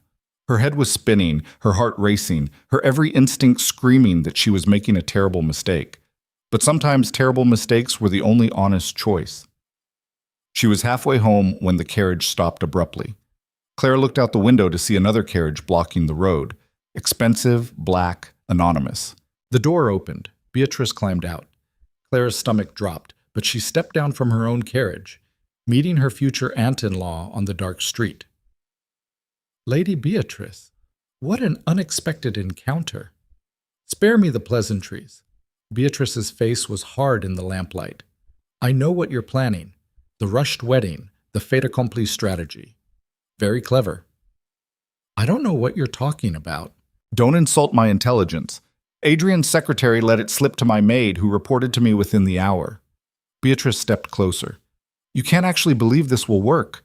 That society will accept you just because you have a wedding ring." I don't need society to accept me. I need Adrian.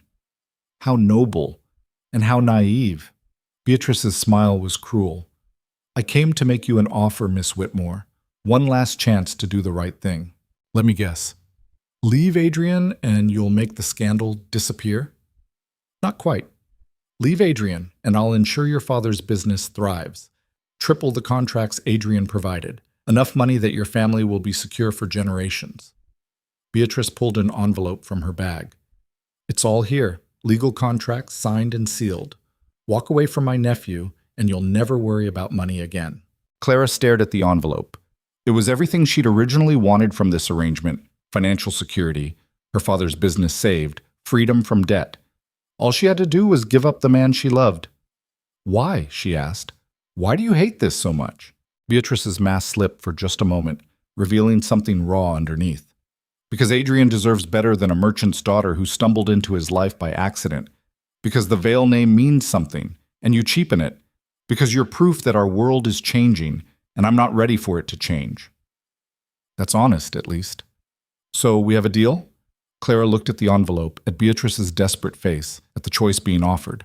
Then she thought about Adrian's hands in her hair, his laugh when she challenged him, the way he looked at her like she was the only thing that made sense in his complicated world. No, she said firmly. No deal. Beatrice's expression hardened. You're making a mistake. Probably. But it's my mistake to make. Then you leave me no choice. Beatrice pulled out another paper. This one looked official, legal. This is a contract your father signed 3 months ago, before the warehouse fire. He borrowed £5,000 from an unlicensed lender to cover inventory costs. It's illegal and subject to criminal prosecution. Clara's blood ran cold. That's not possible. I do his books. You do his official books. Apparently your father has debts you know nothing about. Beatrice's smile was vicious.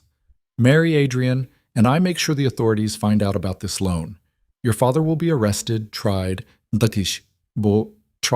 and likely imprisoned. Your family's name will be destroyed far more thoroughly than any gossip column could manage. You're bluffing. Am I? Beatrice held out the paper. Read it yourself. Your father's signature, the date, the terms, all illegal as hell. Clara snatched the paper, scanning it rapidly. It was real. The signature was her father's. The date was accurate. Her father had lied to her, or maybe he'd been trying to protect her from exactly this kind of leverage. So that's your offer, Clara said, her voice shaking. Leave Adrian or watch my father go to prison. Those are the choices. Make one. Clara stood on the dark street, holding proof of her father's illegal activities, facing a woman who would absolutely follow through on her threat. This was it.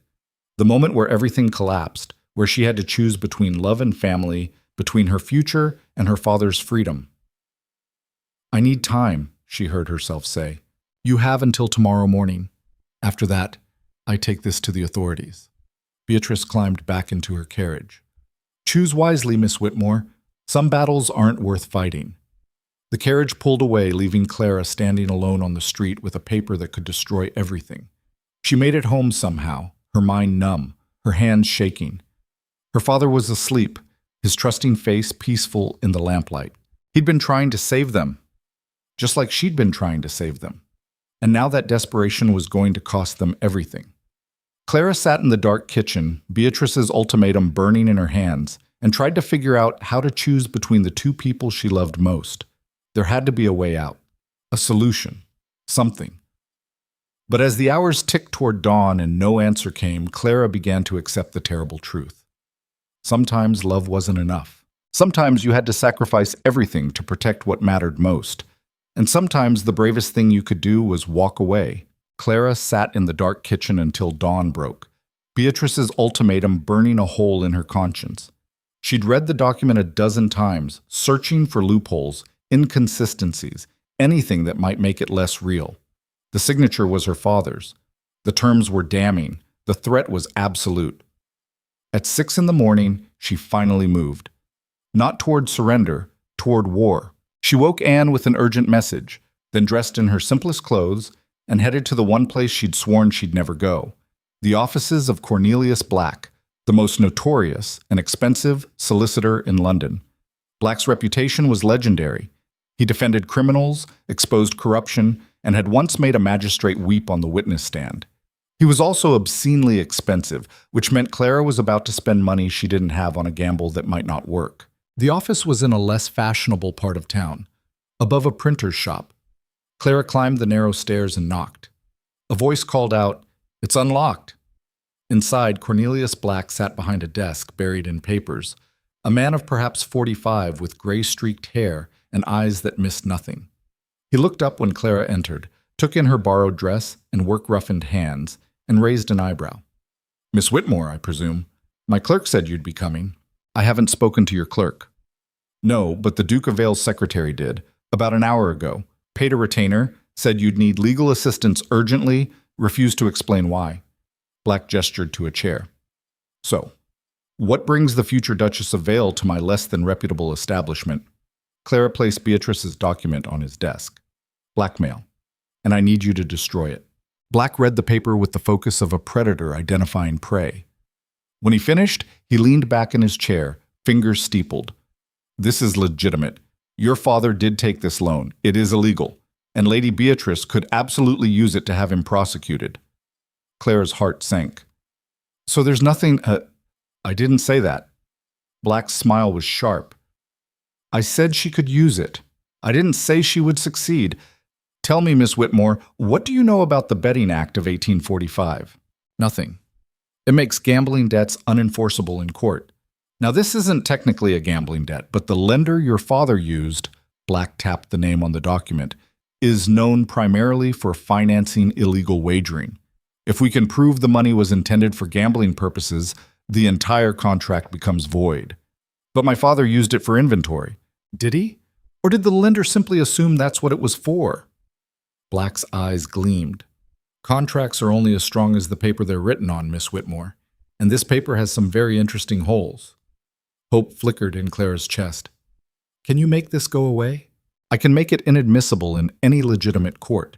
I can also make pursuing it so legally expensive and complicated that Lady Beatrice would be better off lighting her money on fire." He paused. "But it will take time, a week, maybe 2. Can you stall her that long?" "She wants an answer by this morning." "Then give her one. Just not the one she expects." Black pulled out a fresh sheet of paper, began writing rapidly. "Tell her you need to see the original contract, not a copy. Tell her you want independent verification. Throw legal terminology at her until she gets confused. People like Lady Beatrice are used to intimidation working immediately. Bureaucracy makes them nervous." Clara read what he'd written, a formal letter requesting documentation, verification, and legal review of all claims before any decision could be made. It was dense, official, and bought her time. What if she just goes to the authorities anyway? She won't, because I'm going to pay a visit to the lender this afternoon and make it very clear that pursuing this debt would be catastrophic for his other business ventures. Black's smile turned predatory. "I know things about Marcus Thornwell that would make your hair curl. He'll withdraw the complaint before Lady Beatrice can weaponize it." "Why are you helping me?" Clara asked. "The Duke's retainer can't be enough to warrant this much effort." Black's expression softened slightly. "Because 30 years ago, I was a coal miner's son trying to study law while people like Lady Beatrice told me I didn't belong. Someone helped me anyway. I'm returning the favor." He stood, extended his hand. "Go deliver your letter, Miss Whitmore, and try not to look too satisfied when she realizes you're not the easy target she assumed." Clara shook his hand, feeling something like hope for the first time since last night's ambush. She found Beatrice at the Ashford townhouse, taking morning tea with Caroline and several other women who went silent when Clara was announced. "Miss Whitmore," Beatrice said coolly, "I wasn't expecting you so soon. Have you made your decision?" Clara placed Black's letter on the tea table. "I've decided to request proper legal documentation of all claims before responding to threats. My solicitor has outlined the necessary verification steps." Beatrice's face went pale, then red. "Your solicitor?" "Cornelius Black. Perhaps you've heard of him." Clara kept her voice pleasant. "He's very thorough, loves complicated cases, gets absolutely energized by blackmail attempts." The other women exchanged glances. Caroline's eyes went wide. "You can't be serious," Beatrice said. You drag this through legal proceedings? Expose your father's crimes publicly?" "I'd expose attempted extortion publicly," Clara corrected, along with any questionable practices by the lender involved. Mr. Black assures me the discovery process would be fascinating. Apparently, Marcus Thornwell has quite the interesting portfolio of clients. Beatrice stood abruptly, tea sloshing onto the table. You foolish girl, you think hiring a solicitor changes anything? I think it changes everything, because you need me to fold quietly. You need me to run away ashamed, proving all your assumptions about merchants' daughters correct. But I'm not running. I'm lawyering up and fighting back. Clara leaned forward. So here's my counteroffer, Lady Beatrice. You withdraw your threats, destroy that document, and stay out of my relationship with Adrian. In return, I won't pursue legal action against you for attempted blackmail. We'll call it even and never speak of this again. And if I refuse, then we both lose. You'll be exposed as someone who blackmails family members. I'll be exposed as the daughter of a man who made desperate choices. Adrian will be furious at both of us. Your mother will cut you off for causing a public scandal. And at the end of all that mess, Adrian and I will still get married, just with significantly more baggage. Clara straightened. Or you could accept that you've lost and move on with dignity. Your choice. Beatrice was trembling with rage. You have no idea what you've started.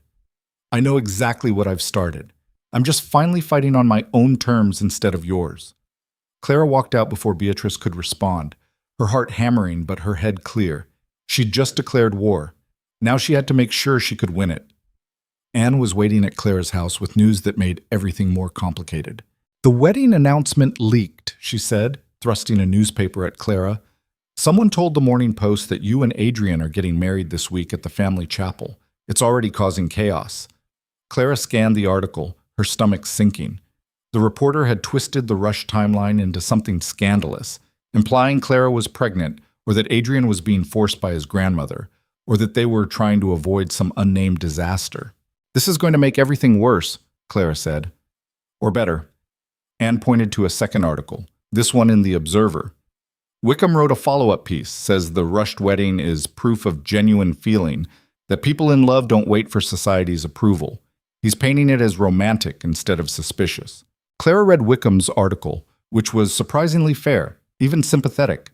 He'd interviewed several couples who'd married quickly and found happiness, comparing their stories to Clara and Adrian's situation. He's on our side, Anne said, or at least on the side of a good story. The door burst open and Adrian walked in without knocking, looking like he hadn't slept. Clara, we need to talk. He stopped, seeing Anne. Alone. Anne grabbed her things. I'll be at my mother's if you need me.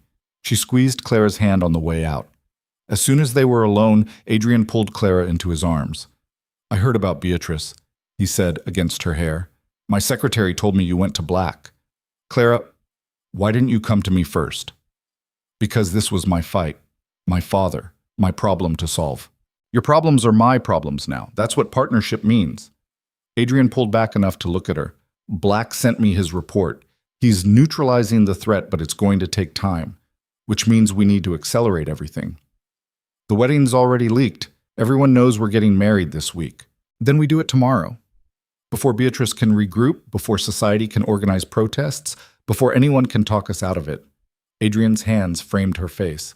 Tomorrow, Clara. Say yes. Tomorrow? She echoed, dizzy with the speed of it all. My grandmother's arranging everything. Small ceremony, immediate family only. We'll deal with society's opinions after. His thumb traced her cheekbone. Are you sure about this? About me? About all of this chaos? Clara thought about the past 12 hours. Beatrice's threats, Black's confidence, the leaked announcement, the articles both damning and supportive. She thought about everything that could still go wrong.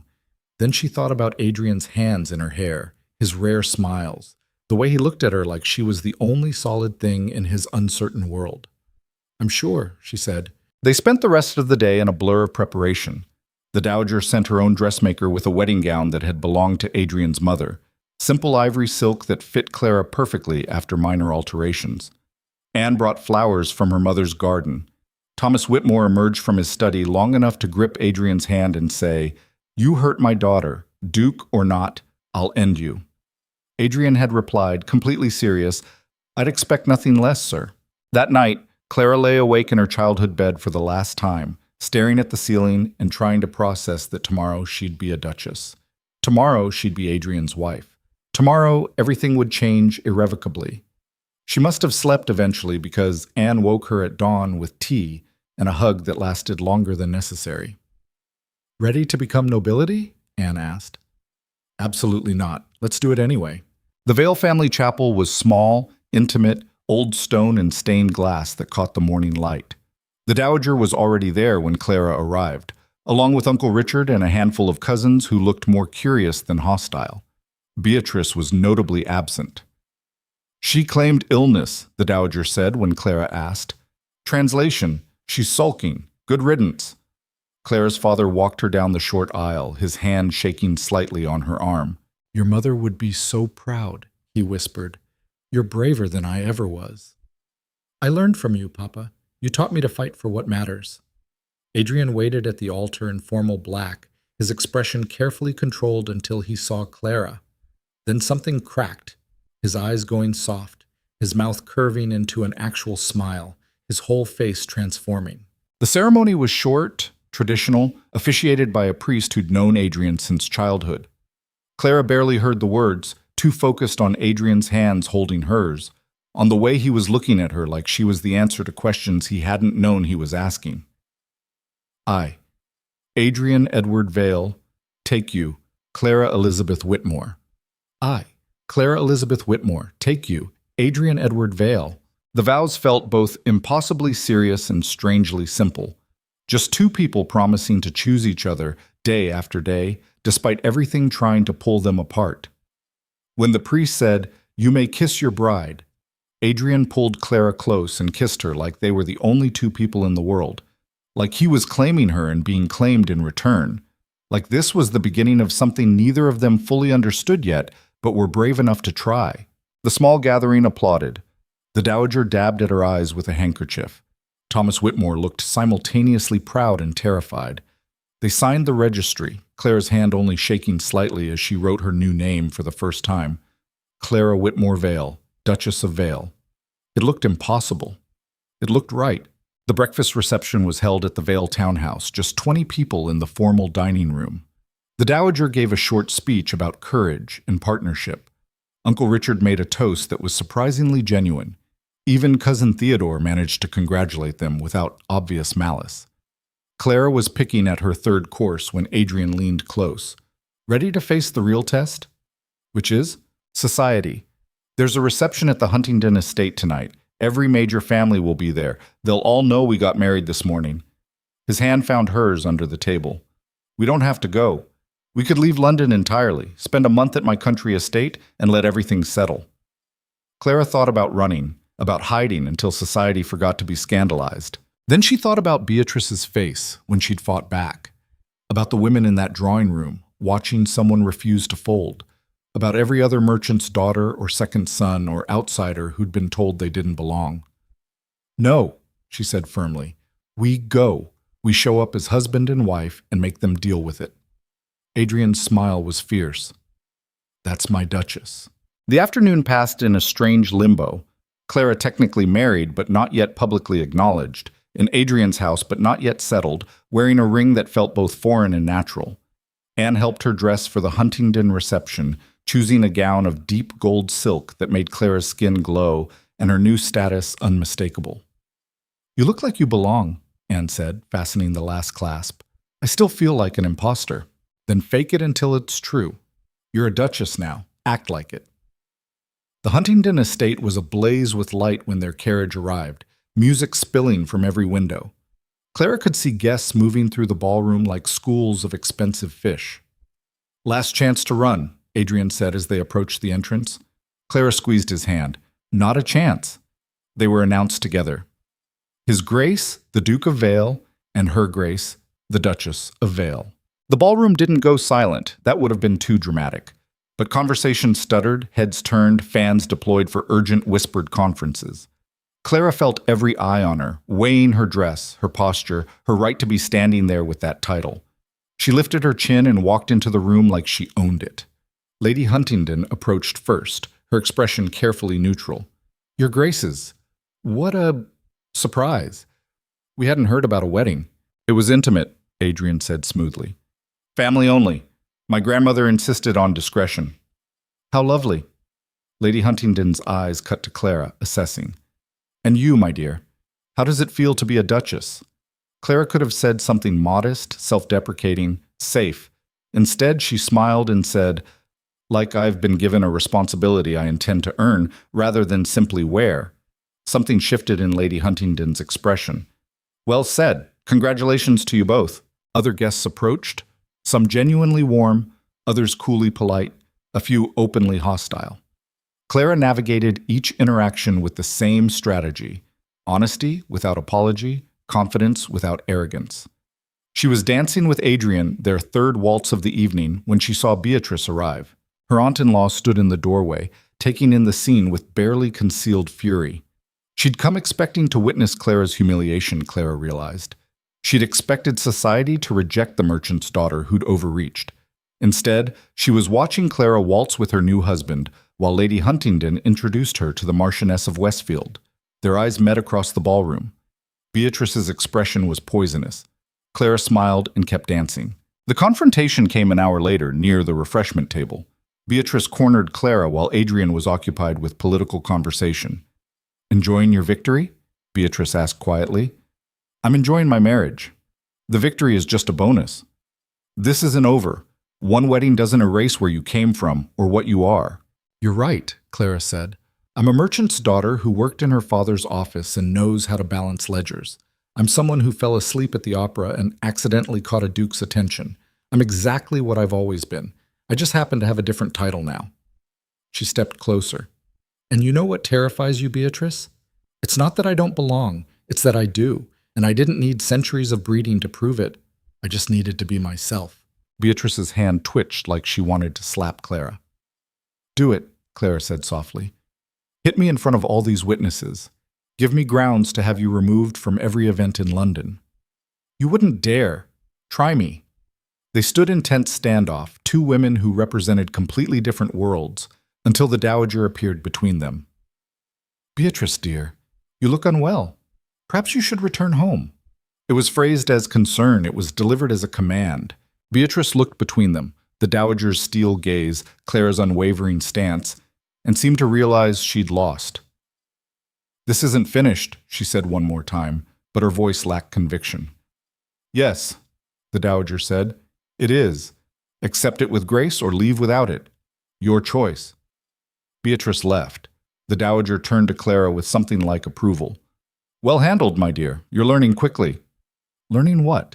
That power isn't about bloodlines or titles. It's about refusing to apologize for taking up space. The dowager patted Clara's hand. Welcome to the family. The real family, not the one Beatrice represents. The rest of the evening passed in a blur of introductions, conversations, and subtle victories.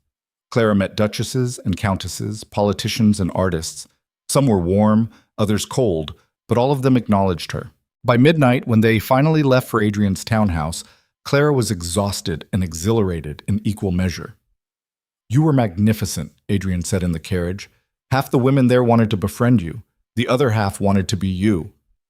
And Beatrice wanted to murder me. That too. He pulled her close. Are you all right? That was intense. Clara thought about the evening, the scrutiny, the judgment, the constant performance. I'm better than all right. I'm starting to understand something. What's that? That I don't need their approval. I just need to live my life well enough that their disapproval becomes irrelevant. She looked up at him. You taught me that. I'm fairly certain you already knew it. I just stopped getting in the way. They arrived at the townhouse. Clara's home now, though it would take time to feel real. Adrian carried her over the threshold despite her protests, and she laughed against his shoulder, giddy with exhaustion and victory. In their private quarters, away from society's watching eyes, Adrian helped her out of the elaborate gown while Clara unpinned her hair. So, he said, fingers working the tiny buttons at her back, how does it feel to be a duchess for real now? Clara thought about the question seriously. Like I'm standing at the edge of something huge and terrifying and potentially wonderful. Like I made a choice that can't be unmade. Like I'm exactly where I'm supposed to be, even though I never planned to be here. That's how I feel about you. Adrian's hand settled on her waist, his voice dropping. Like you're this unexpected thing that changed everything, and now I can't imagine my life without you in it. Clara turned to face him, her dress half unbuttoned, her hair loose around her shoulders. I love you, she said. Not the title, not the position, not the money. You. The man who reads philosophy for fun and can't dance without counting steps and looks at me like I'm the only real thing in a world of performances. I love you too. Adrian pulled her close, resting his forehead against hers. My brilliant, stubborn, impossible wife. Your wife, Claire repeated, testing the word. That's going to take some getting used to. We have time, decades, if I'm lucky. They stood there in the quiet bedroom, holding each other, two people who'd started as strangers playing roles and somehow become partners facing the world together. Tomorrow would bring new challenges. Society would keep testing her. Beatrice would keep scheming. The gossip columns would keep publishing scandals. But tonight Clara was exactly where she chose to be, in the arms of a man who loved her not despite her origins, but because of everything she was. The merchant's daughter, who'd fallen asleep at the opera, had become a duchess. And she was just getting started. The first month of marriage brought everything Clara expected and nothing she'd prepared for. Society didn't magically accept her because she had a ring and a title. If anything, the scrutiny intensified. Every outfit analyzed, every word dissected, every public appearance treated as evidence in an ongoing trial about whether merchants' daughters belonged in ballrooms. But something fundamental had shifted. Clara wasn't asking for permission anymore. She spent her mornings learning estate management from the dowager, who proved to be a surprisingly patient teacher despite her sharp tongue. Afternoons were devoted to working with her father, using her new connections to expand his business legitimately. Evenings belonged to Adrian, quiet dinners where they talked about everything and nothing, slowly learning how to be partners instead of performers. The gossip columns still published weekly updates on the merchant duchess, but the tone was changing. Grudging respect crept into articles that had once dripped with contempt. When Clara attended a charity luncheon and spoke passionately about education access for working-class children, 3 newspapers covered it favorably. When she wore a gown by an unknown designer instead of an established house, that designer received commissions from 6 other aristocratic women within a week. People were watching her, but now they were watching to see what she'd do next, not waiting for her to fail. Beatrice, predictably, hadn't surrendered. She continued her campaign of whispered poison, strategic exclusions, and carefully placed gossip. But without the blackmail leverage, her efforts felt more petty than threatening. Until the afternoon, a letter arrived that changed everything. Clara was in Adrian's study, helping him review agricultural reports from his country estates, when his secretary knocked. Your Grace, this just arrived by special courier, marked urgent. Adrian opened the letter, his expression darkening as he read. What is it? Clara asked. Invitation to the Queen's annual garden party. Next week. He handed her the letter. Both of us. Clara stared at the royal seal, her heart hammering. The Queen's garden party was the social event of the season. 500 of the most influential people in England, all gathered under the scrutiny of royalty. This is Beatrice's doing, Clara said. Probably. She has connections at court. If she can't destroy you socially, she'll try to embarrass you in front of the Queen herself. Adrian's jaw tightened. We don't have to go. Yes, we do.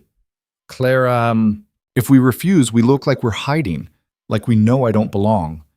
She set the invitation down carefully. This is the test, isn't it? The final proving ground. Either I can hold my own in front of the Queen or everything we've built collapses. Adrian moved around the desk, his hands settling on her shoulders. You don't have to prove anything to anyone. Don't I? We've been playing this carefully, choosing our battles, avoiding the biggest stage. But Beatrice won't stop until she forces a public confrontation. So let's give her one. On our terms. Where we're prepared. And if it goes badly? Clara thought about that night at the opera, falling asleep on a stranger's shoulder and waking to a world transformed. Every risk she'd taken since then had terrified her. Every one had also been worth it. Then it goes badly, but at least we'll know we tried. She stood, squaring her shoulders. I need to talk to your grandmother. If I'm meeting the Queen, I need lessons in royal protocol. The Dowager's response to Claire's request was characteristically blunt. "About time you asked. I was beginning to think you planned to wing it." For the next week, Clara underwent intensive training. The Dowager taught her the precise depth of curtsy required for royalty, the proper forms of address, which topics were safe and which were forbidden, and drilled her on current events and political situations. Adrian's secretary provided detailed backgrounds on every major family expected to attend. Clara absorbed it all like she'd once absorbed shipping manifests and ledger codes, methodically, completely, understanding that knowledge was armor. The dress required its own level of strategy. Clara chose a design that walked the line between fashion and restraint, pale blue silk with delicate embroidery, elegant without being ostentatious, expensive enough to show respect, simple enough to avoid looking like she was trying too hard. When she looked at herself in the mirror the morning of the garden party, Clara saw someone who could almost pass for belonging. Almost. "You're thinking too loud," Adrian said from the doorway of their bedroom. He was already dressed, formal black that made his gray eyes striking. "I'm calculating odds of disaster." "Stop calculating, just be yourself." He crossed the room, adjusting her necklace with gentle fingers. "That's what got us here. Don't abandon it now." The Queen's gardens were spectacular, acres of manicured lawns, flowering paths, and strategic shade trees where the cream of British society clustered like exotic birds. Clara and Adrian arrived precisely on time, neither early nor late, and were announced with their full titles. Eyes turned. Conversation paused, then resumed with slightly higher energy, the sound of gossip being deployed. "Breathe," Adrian murmured. "I am breathing." "You're holding your breath and calling it breathing. There's a difference." Clara exhaled deliberately, scanning the crowd. She spotted the Dowager holding court near the rose garden, Uncle Richard in political conversation by the fountain, and Beatrice watching from the terrace with Caroline beside her, both wearing expressions of anticipatory glee. "They're waiting for me to mess up," Clara said. "So don't." Helpful. They circulated through the party, making polite conversation with lords and ladies Clara had met at previous events. The Marchioness of Westfield was surprisingly warm, complimenting Clara's charity work. Lord Pemberton offered investment advice with the casual assumption that she'd understand, which she did, having spent years managing her father's finances. But the real test came 2 hours in, when a ripple of attention swept through the crowd like wind through grass. The Queen was arriving. She was smaller than Clara expected, a woman in her 40s, dressed elegantly but not extravagantly, with eyes that missed nothing. She moved through the party with practiced grace, stopping to speak with selected guests. Clara watched her approach, her heart hammering so hard she was sure everyone could hear it. The Queen reached them. Adrian bowed. Clara curtsied exactly as the Dowager had taught her, deep enough to show respect, brief enough to maintain dignity. "Your Majesty," Adrian said. "May I present my wife, Clara, Duchess of Vale?" The Queen's gaze settled on Clara with uncomfortable intensity. "The Duchess Vale. I've heard quite a lot about you, my dear." "I hope not all of it was scandalous, Your Majesty," Clara said, then immediately wanted to bite her tongue. Too familiar, too casual. But the Queen smiled. "Scandal is the most reliable news source in this country. Tell me, is it true you fell asleep at the opera?" The entire conversation around them had gone quiet, everyone straining to hear. Clara could have deflected, made excuses, minimized the incident. Instead, she met the Queen's eyes and told the truth. "Yes, Your Majesty. I'd been working 18-hour days trying to save my father's business. I sat down in a comfortable chair, heard beautiful music, and my body decided it was nap time." Terribly embarrassing. Also completely understandable, given the circumstances. "And you didn't plan it? Didn't scheme to catch the Duke's attention through manufactured vulnerability?" "Your Majesty, if I'd been that calculating, I would have chosen literally any other strategy. Drooling on nobility is nobody's idea of an effective plan." Several people nearby smothered laughs. The Queen's smile widened. "I like you," she said simply. "You're honest. It's refreshing." She glanced at Adrian. "You chose well, Vale. Intelligence and authenticity are rarer than bloodlines." "I'm aware, Your Majesty. It's why I chose her." The Queen nodded once decisively. "I understand you've been working on education initiatives for working-class children?" Clara's breath caught. This was it. her chance to discuss something that actually mattered, to prove she was more than her scandalous origin story. Yes, Your Majesty. I believe talent exists at every social level, but opportunity doesn't. I'm working to establish scholarships that would allow gifted students from merchant and working families to attend quality schools. A noble goal, and one I happen to support. The Queen's expression was thoughtful. You should speak with Lady Melbourne. She runs a similar program in the northern counties. I suspect you'd find her a valuable ally. It was an endorsement, public, unmistakable, from the Queen herself. Clara curtsied again. Thank you, Your Majesty. I will. The Queen moved on to other guests, but the damage, or rather the benefit, was done. She'd spoken to Clara warmly, engaged with her work, suggested connections. In the brutal calculus of social standing, that was equivalent to a knighthood. Clara felt the shift immediately. People who'd been coolly distant suddenly became warmer. Conversations that had excluded her now made space. Lady Melbourne herself approached within 20 minutes, eager to discuss education reform. Across the garden, Beatrice's face was the color of old parchment. The confrontation came an hour later, when Clara excused herself to the powder room. She was washing her hands when Beatrice entered, dismissing the attendant with a sharp gesture. Congratulations, Beatrice said, her voice tight. You've successfully charmed the Queen. How does it feel to complete your conquest? Clara dried her hands slowly, choosing her words carefully. It feels like I had a conversation with someone who cared more about my ideas than my bloodline. Novel experience. Don't be smug. One conversation doesn't erase where you came from. You're right. Nothing erases where I came from. But here's what you don't understand, Beatrice. I don't want it erased. My father taught me to work hard and think clearly. My mother taught me that dignity isn't about titles. The warehouse fire taught me resilience. Falling asleep at the opera taught me that sometimes the best things happen by accident. Clara turned to face her fully. You think my background is a weakness. It's actually my greatest strength. You're a merchant's daughter playing dress-up in a world you don't understand. And you're an aristocrat so terrified of change that you'd rather destroy people than adapt. Clara kept her voice level. I understand this world better than you think, Beatrice. I understand that it's dying, that titles without purpose are becoming meaningless, that the future belongs to people who can work, think, and create value, not just inherit it. Beatrice's hands clenched at her sides. You've won this battle. But there will be others, probably, and I'll face them when they come.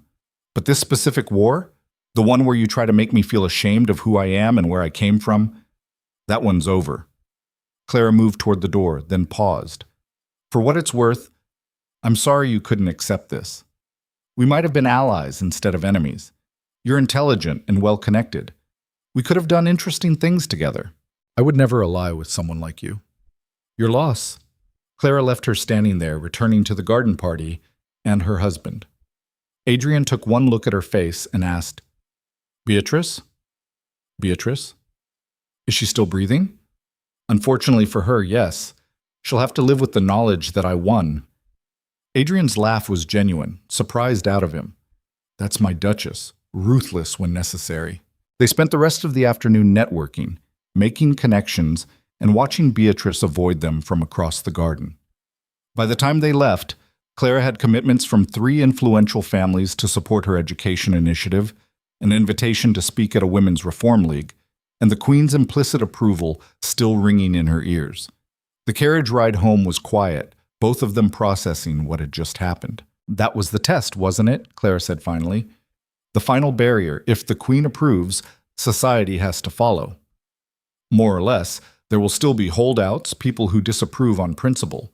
But you've just moved from questionable merchant's daughter to the Duchess Vale, who happens to have interesting origins.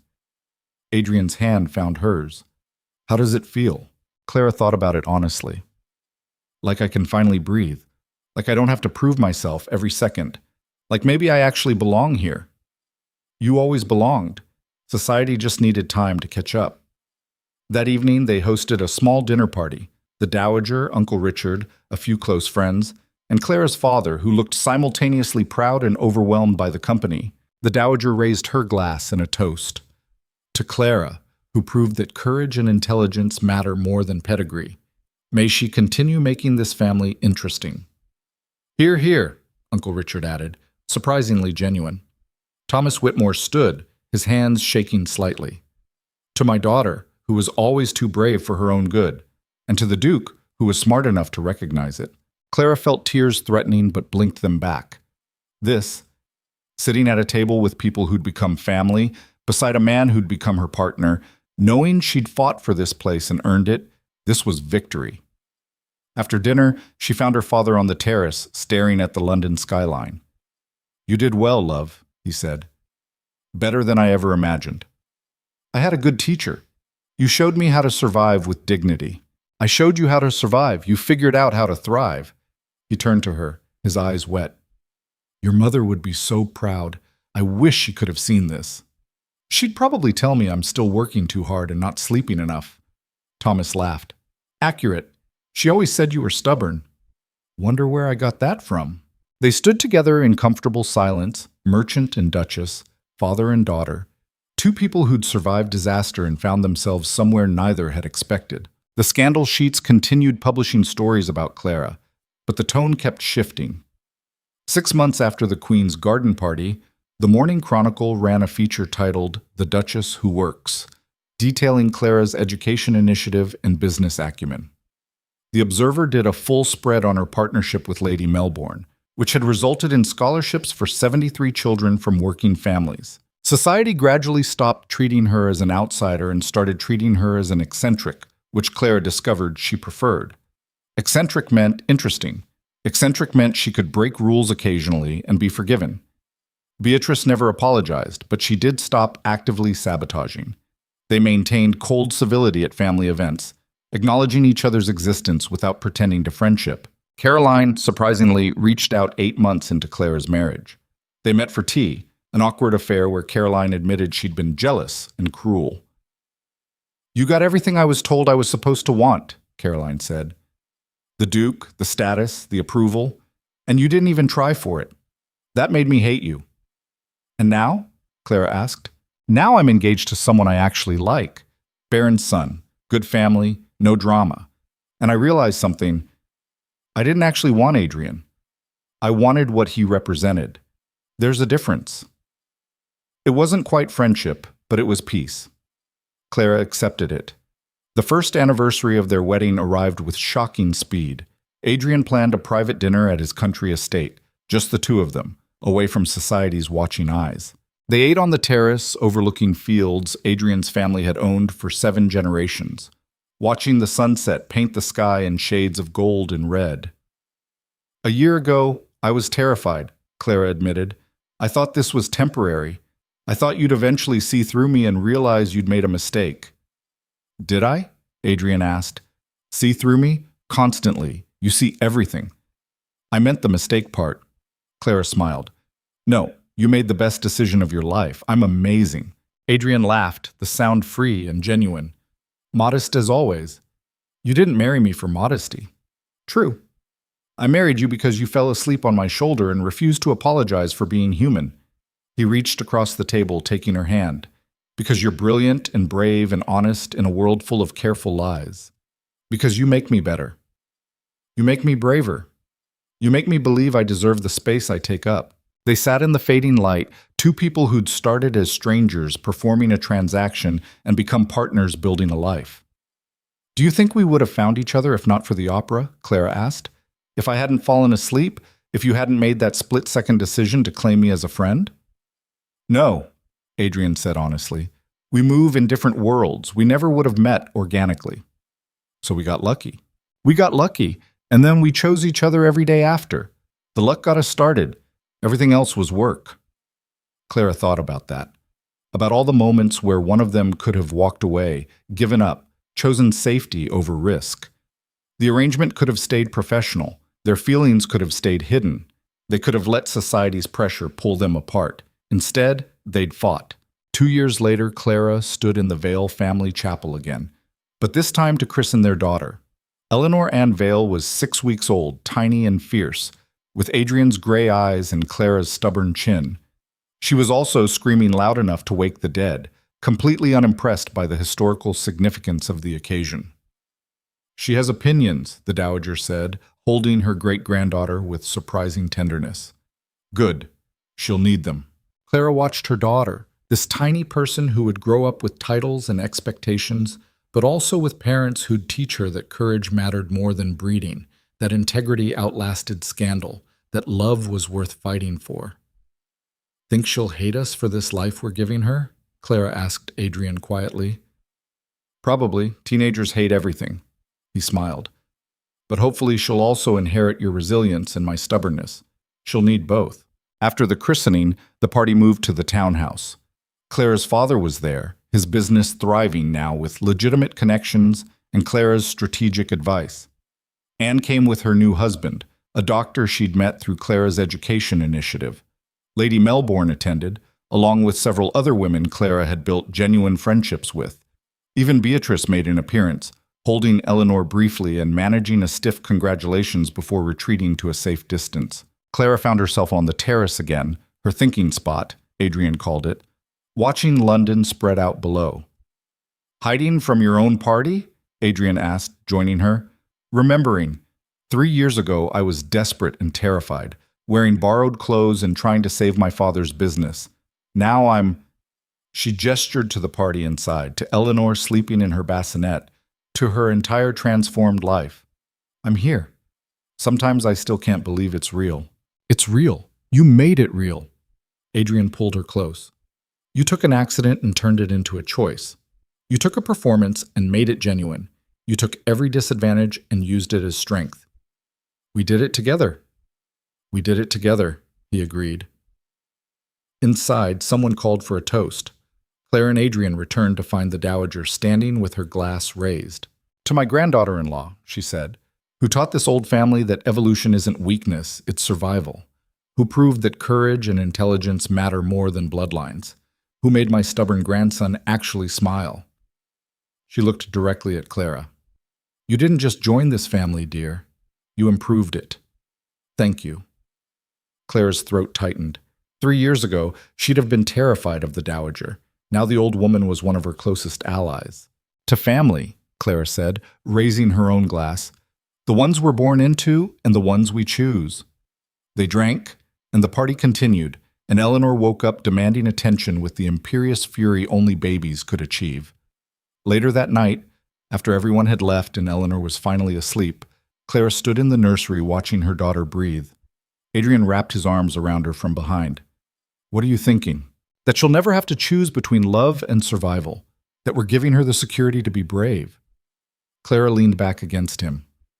That maybe that's what all of this was for. Not just us, but creating something better for whoever comes next. No pressure on the 6-week-old. She can handle it. She's a Whitmore Vale. We're stubborn. They stood in the quiet nursery watching their daughter sleep. Two people who'd accidentally fallen into each other's lives and deliberately chosen to stay. The merchant's daughter and the cold duke. The accident that became a courtship, that became a marriage, that became a partnership that changed everything. Society had accepted it eventually because society always accepted what it couldn't change. But Clara had learned the real truth. She didn't need their acceptance. She'd made her own place, built her own life, created her own definition of belonging. Some nights, Clara still dreamed about that opera house, about falling asleep on a stranger's shoulder and waking to find her entire world shifted. In the dreams, she sometimes chose differently, runs away instead of staying, apologizes instead of fighting, settles for safety instead of reaching for something more. Then she'd wake up in Adrian's arms, in their house, with their daughter sleeping down the hall, and she'd remember. The best decisions often look like mistakes at first. The bravest choices feel like recklessness. And sometimes falling asleep in the wrong place at the wrong time is exactly right. 3 years after falling asleep at the opera, Clara Whitmore Vale stood at a charity gala she'd organized to benefit working-class education.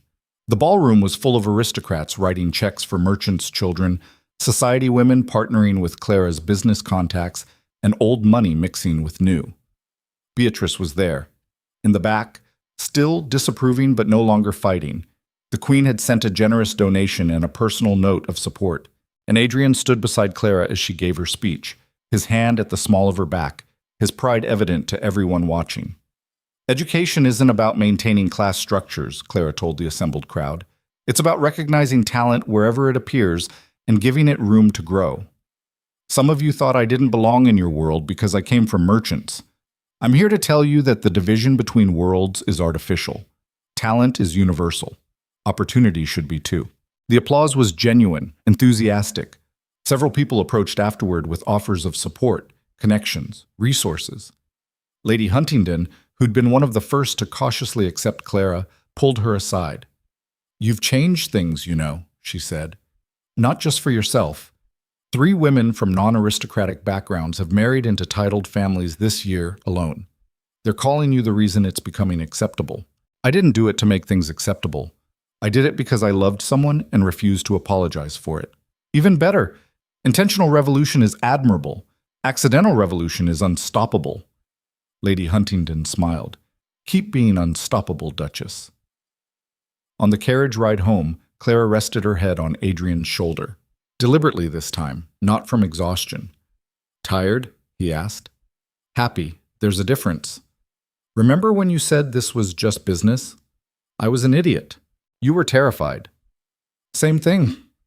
Clara laced her fingers through his. "Thank you for not giving up on me when I tried to walk away. Thank you for falling asleep on my shoulder and changing my entire life." They rode through London in comfortable silence, the city lights painting patterns across the carriage ceiling. Clara thought about everything that had changed since that night at the opera, her status, her confidence, her understanding of what she deserved. But the biggest change was internal. She'd stopped apologizing for taking up space, stopped calculating whether she belonged, stopped treating her presence as something that required permission. She'd learned that power wasn't given, it was taken.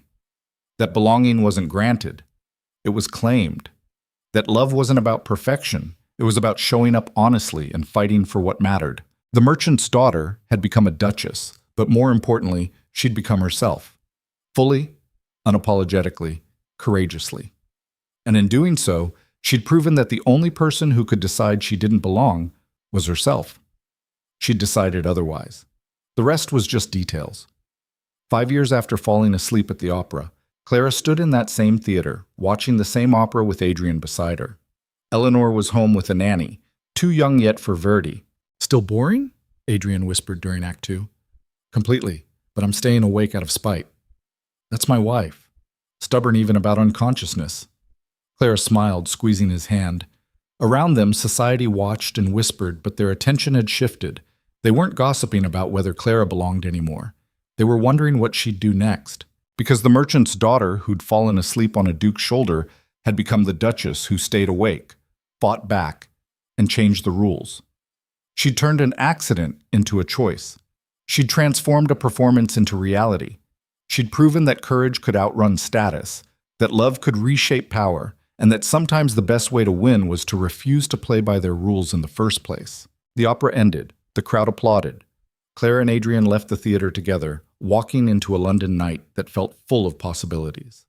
"Same shoulder?" Adrian asked as they settled into their carriage.